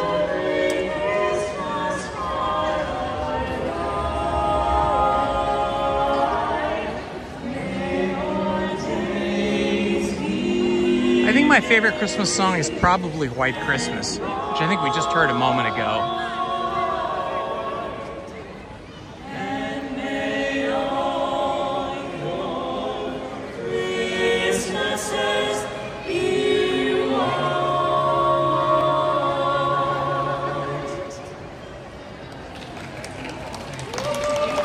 Thank you, everybody. Okay, let's see what we got over here. Is this Chip or Dale? You can tell by his teeth. It's Dale. And did you know that here in Southern California we don't get too snow? So we've kind of reworked for the first. Seems like my gimbal is a little off. Let me turn it off and back on.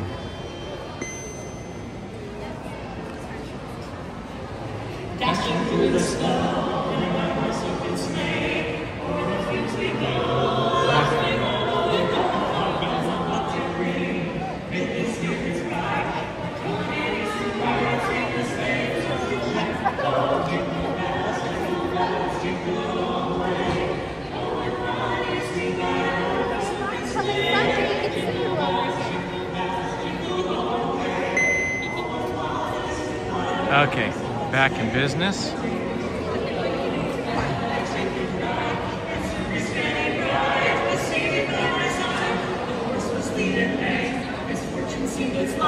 We got into a drifting bank and then they got upset. Oh, jingle bells, jingle all the way. Oh, what fun it is to ride a one-horse open sleigh. Jingle bells, jingle all the way. Oh, what fun it is to ride a one-horse open sleigh. We're going to the beach, we're playing in the sun. We haven't seen an icicle since 1941. We cannot build a snowman or go dashing in a sleigh. But we will never freeze to death cause we live in LA. Oh, jingle bells, jingle all the way. Oh, what fun it is to ride a one-horse open sleigh. Jingle bells, jingle all the way. Oh, what fun it is to ride in a one-horse open sleigh. Jingle all the way, hey!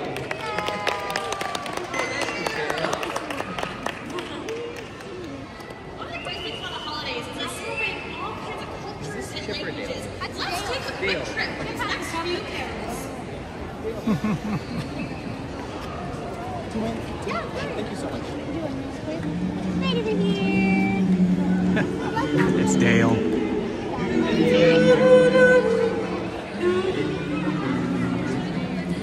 Melancholy is the thing to say on a bright Hawaiian Christmas day. That's the island greeting that we send to you from the land where palm trees sway. Yeah, you're right, it does. You know that Christmas will be green and bright. The sun will shine by day and all the stars at night. Maka is Hawaii's way to say Merry Christmas to you. Maka is the thing to say on a bright Hawaiian Christmas day. That's the island greeting that we send to you from the land where palm trees sway. Here we know that Christmas will be green and bright. the sun will shine by day and all the stars at night. Melikaliki Maka is a wise way to say Merry Christmas, a very Merry Christmas, a very Merry Christmas to you. Thank you. Now we encourage you to one of those vocal cords and sing this next one along with us. Okay, for some reason,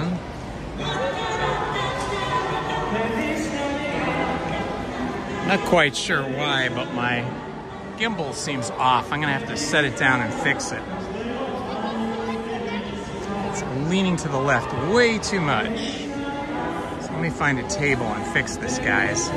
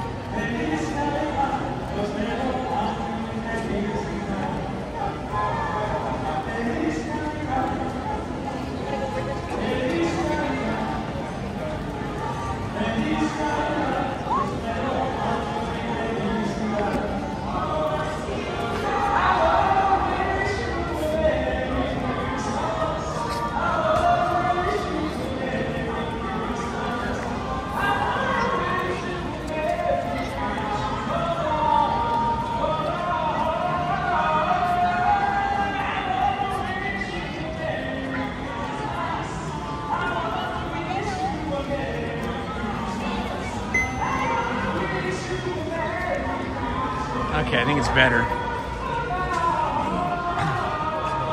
There we go. I think it's all better now. Sort of. Still seems a little weird. It seemed like it was doing well before, but now it seems like it's leaning too much.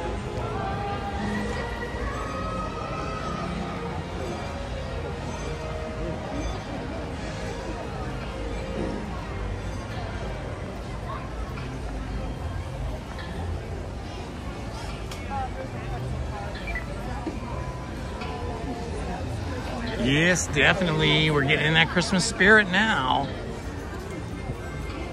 Lots of people lined up over here. I think they're waiting to see the...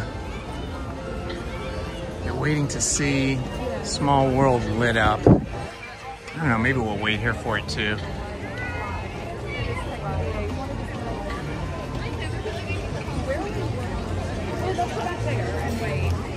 Oh my gosh, this is a crush of people. Wow. So many people.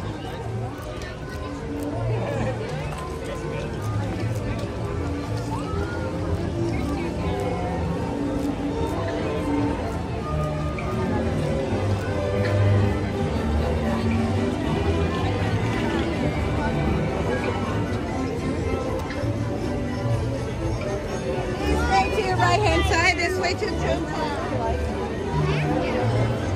I'm gonna try and go up on the, see if I can go up here.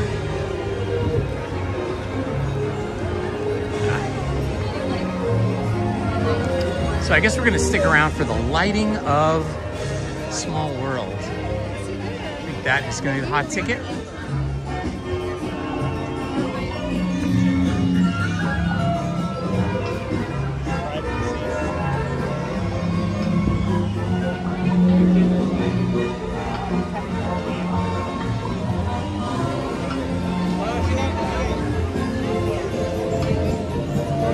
Haven't seen this in quite a while.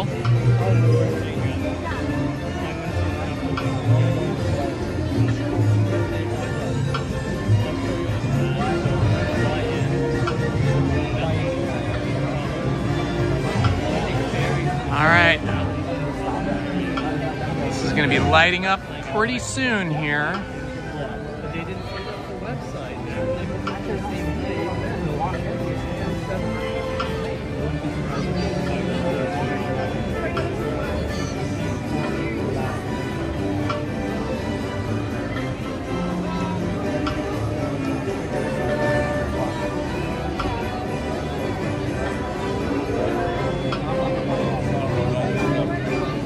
I know, right? It's fun.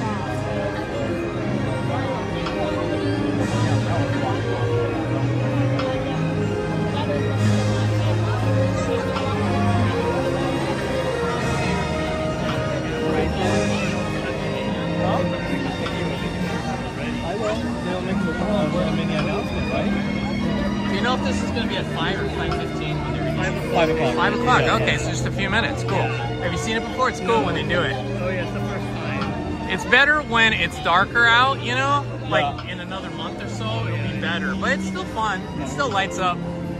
Smiling.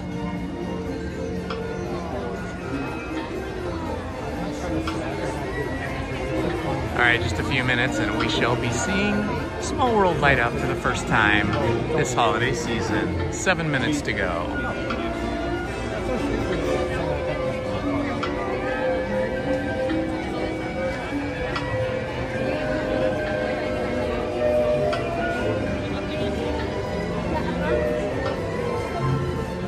Okay, I gotta check my battery here.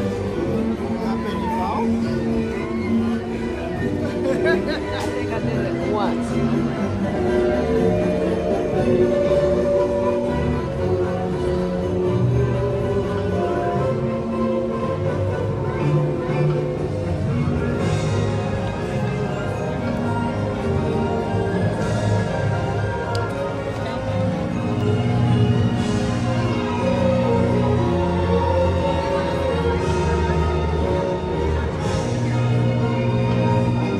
Okay, should be okay now. I was running out of battery power because my battery cable got disconnected, which is in my backpack. And I want to miss this.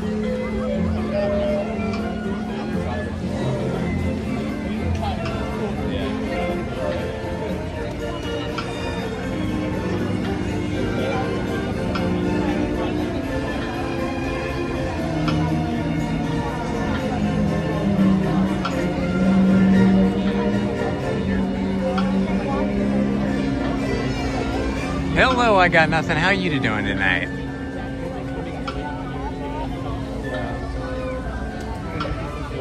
Serene Beach, hello.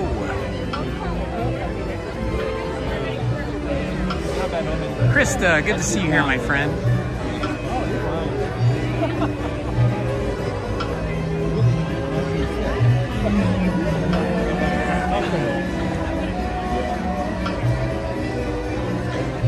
Try to get the closest we can here.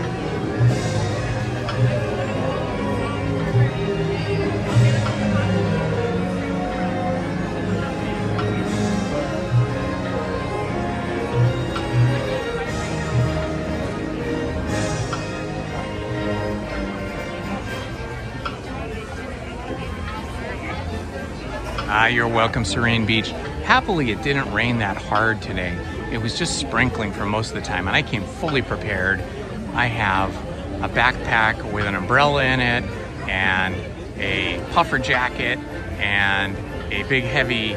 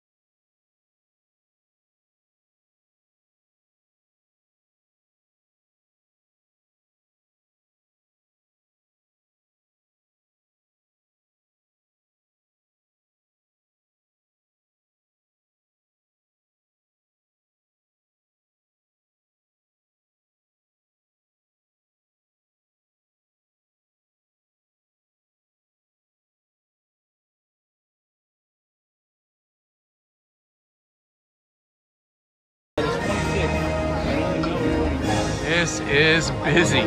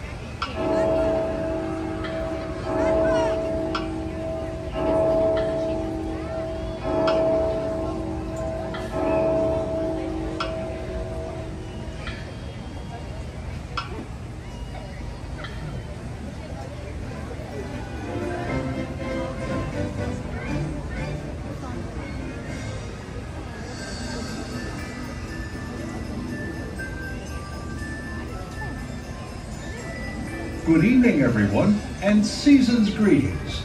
Please direct your attention to It's a Small World as we celebrate the joy of the holidays and light up the night with thousands of twinkling lights. As we count to 3, we invite you to join us in wishing for peace on earth. 1, 2, 3.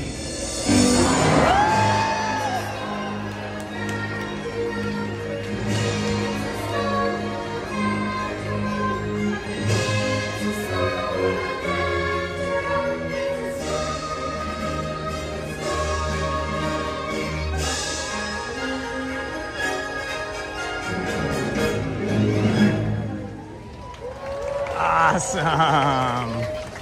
We saw it, guys, together.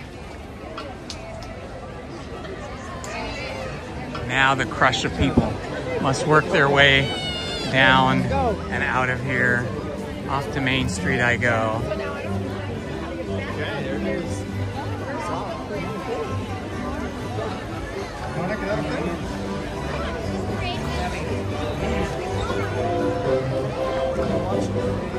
Shoot. Hold on. I gotta plug my phone in again.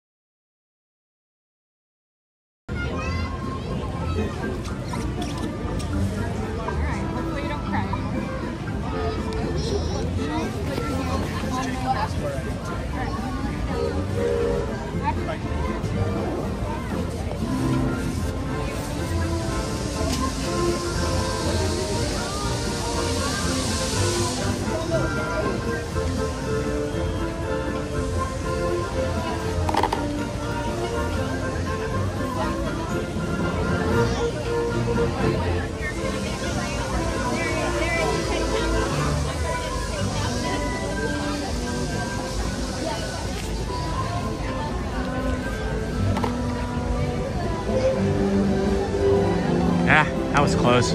I had the wrong cable plugged in. So I was getting no juice.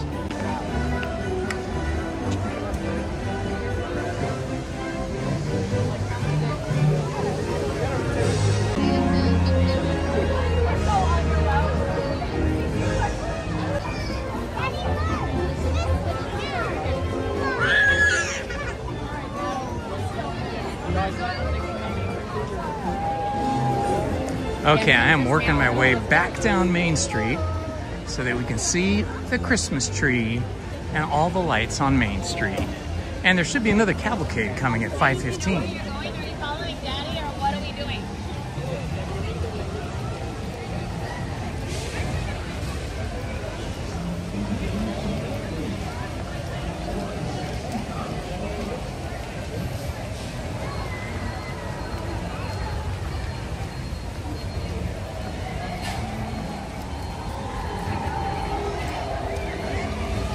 Well, looks like they got the Matterhorn going again.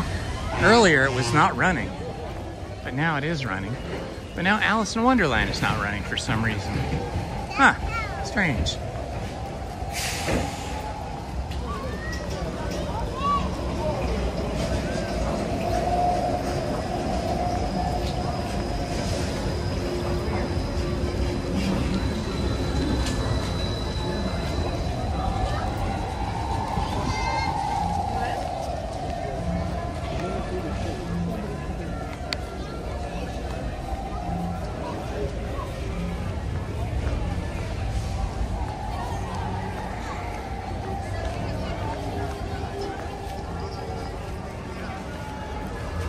Okay, battery got unplugged again, so I'm down to 1%. I do not know if the cell phone will keep operating. Okay, now it's up to 5%. Okay, good. If it's a 5% or above, we're in good shape. I was a little bit worried we were going to crash there. Your attention, please. Due to inclement weather, a Christmas fantasy parade will be replaced by Mickey's Holiday Cavalcade. We apologize for any inconvenience this may cause and appreciate your understanding. Once again, due to inclement weather, a Christmas fantasy parade has been canceled. In its place, we will present Mickey's Holiday Ooh, let's look at the castle. Looks amazing. Wow. Okay, I'm just getting an image here. Les pedimos disculpas por este inconveniente y agradecemos su comprensión. Nuevamente, debido al clima inclemente, el Christmas Fantasy se ha cancelado. En su lugar, presentaremos Mickey's Holiday Cavalcade. Gracias.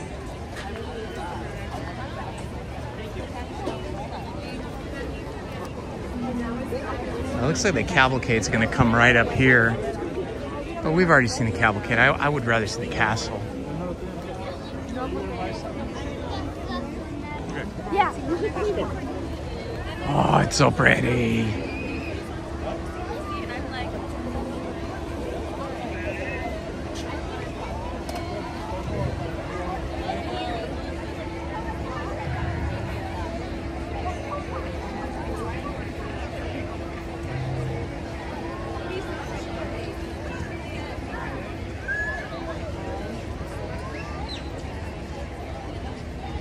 Now that looks like Christmas.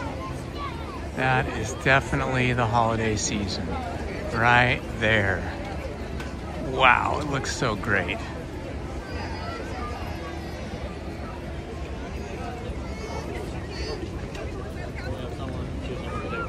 I see the Christmas trees lit up down there. Oh, that's awesome. That's awesome. Exciting.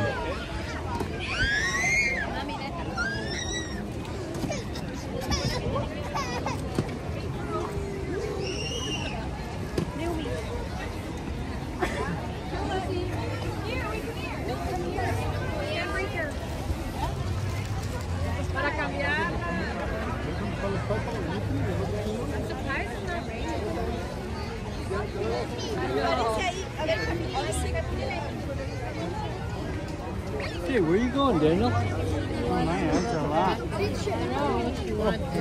Oh man, that's a lot.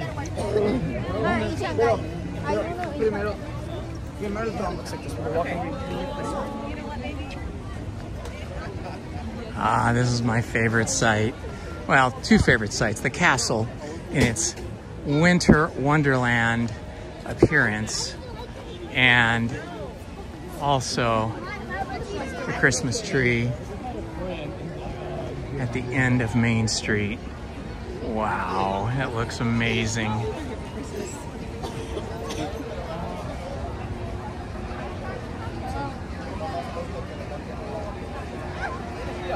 There it is, guys. That is gorgeous. Does it feel like Christmas yet? It does to me. Even though we're more than a month off. Yeah, no fireworks, so there's no point in staying. I'm not gonna stay late if there's no fireworks. No parade, no fireworks. We'll try again on Sunday. Although I don't know if we'll be able to stay that late. We'll have to see if Lizzie wants to. Oh yeah, we gotta go in the day, and Sunday we'll be here in the day pretty early because a friend of ours is having a party at like 5 o'clock in the afternoon into the evening dinner party, which we've already committed to. So we will be doing that Sunday night. So we will have to try and catch this parade once the rain stops. It's supposed to rain through Monday, including Monday. I don't see any clouds in the sky now. It's clear, but they're supposed to keep rolling throughout the weekend and through Monday. So probably more like Wednesday, we'll probably get a chance to see the parade, providing it doesn't rain. Ah, this is so fun, walking down the middle of the street with all the lights, all the Christmas decorations. It's so great.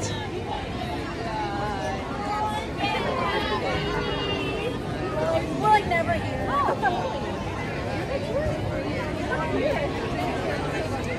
Lots of Christmas red in the street here.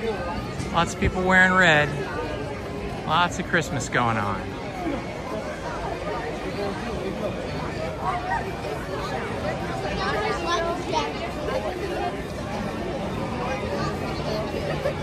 Yeah, well, hopefully they'll run the parade on Wednesday night.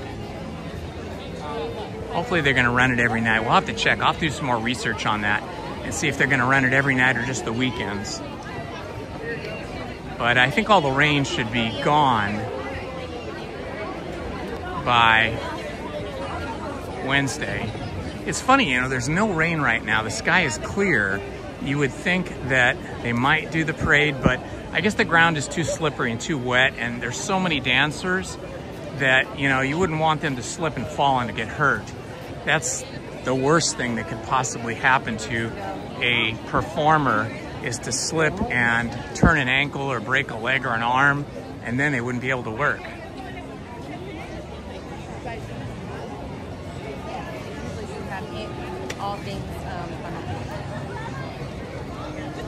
Here it is, guys.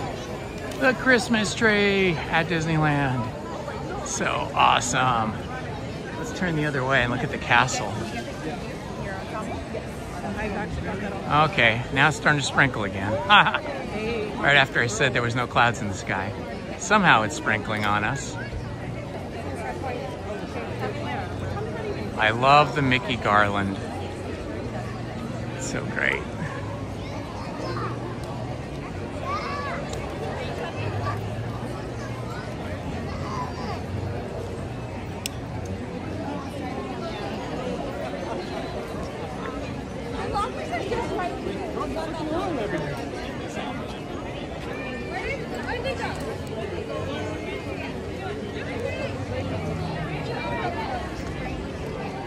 I love it.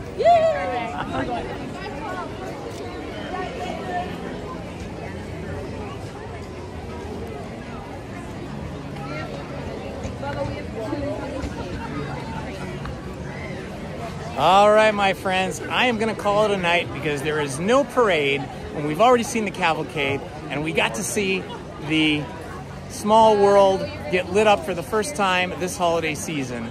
Thanks for joining me, you guys. I will be putting up another video or two over the weekend about Disneyland, and then on Sunday, Lizzie and I will be here in the daytime. So please join us for that. Thank you for all joining me. Love to you all. This has been Indiana Holmes.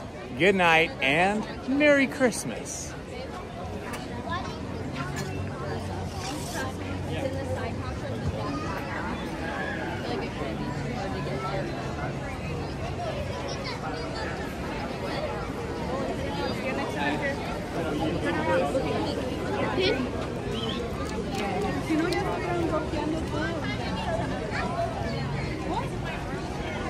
I just found it out.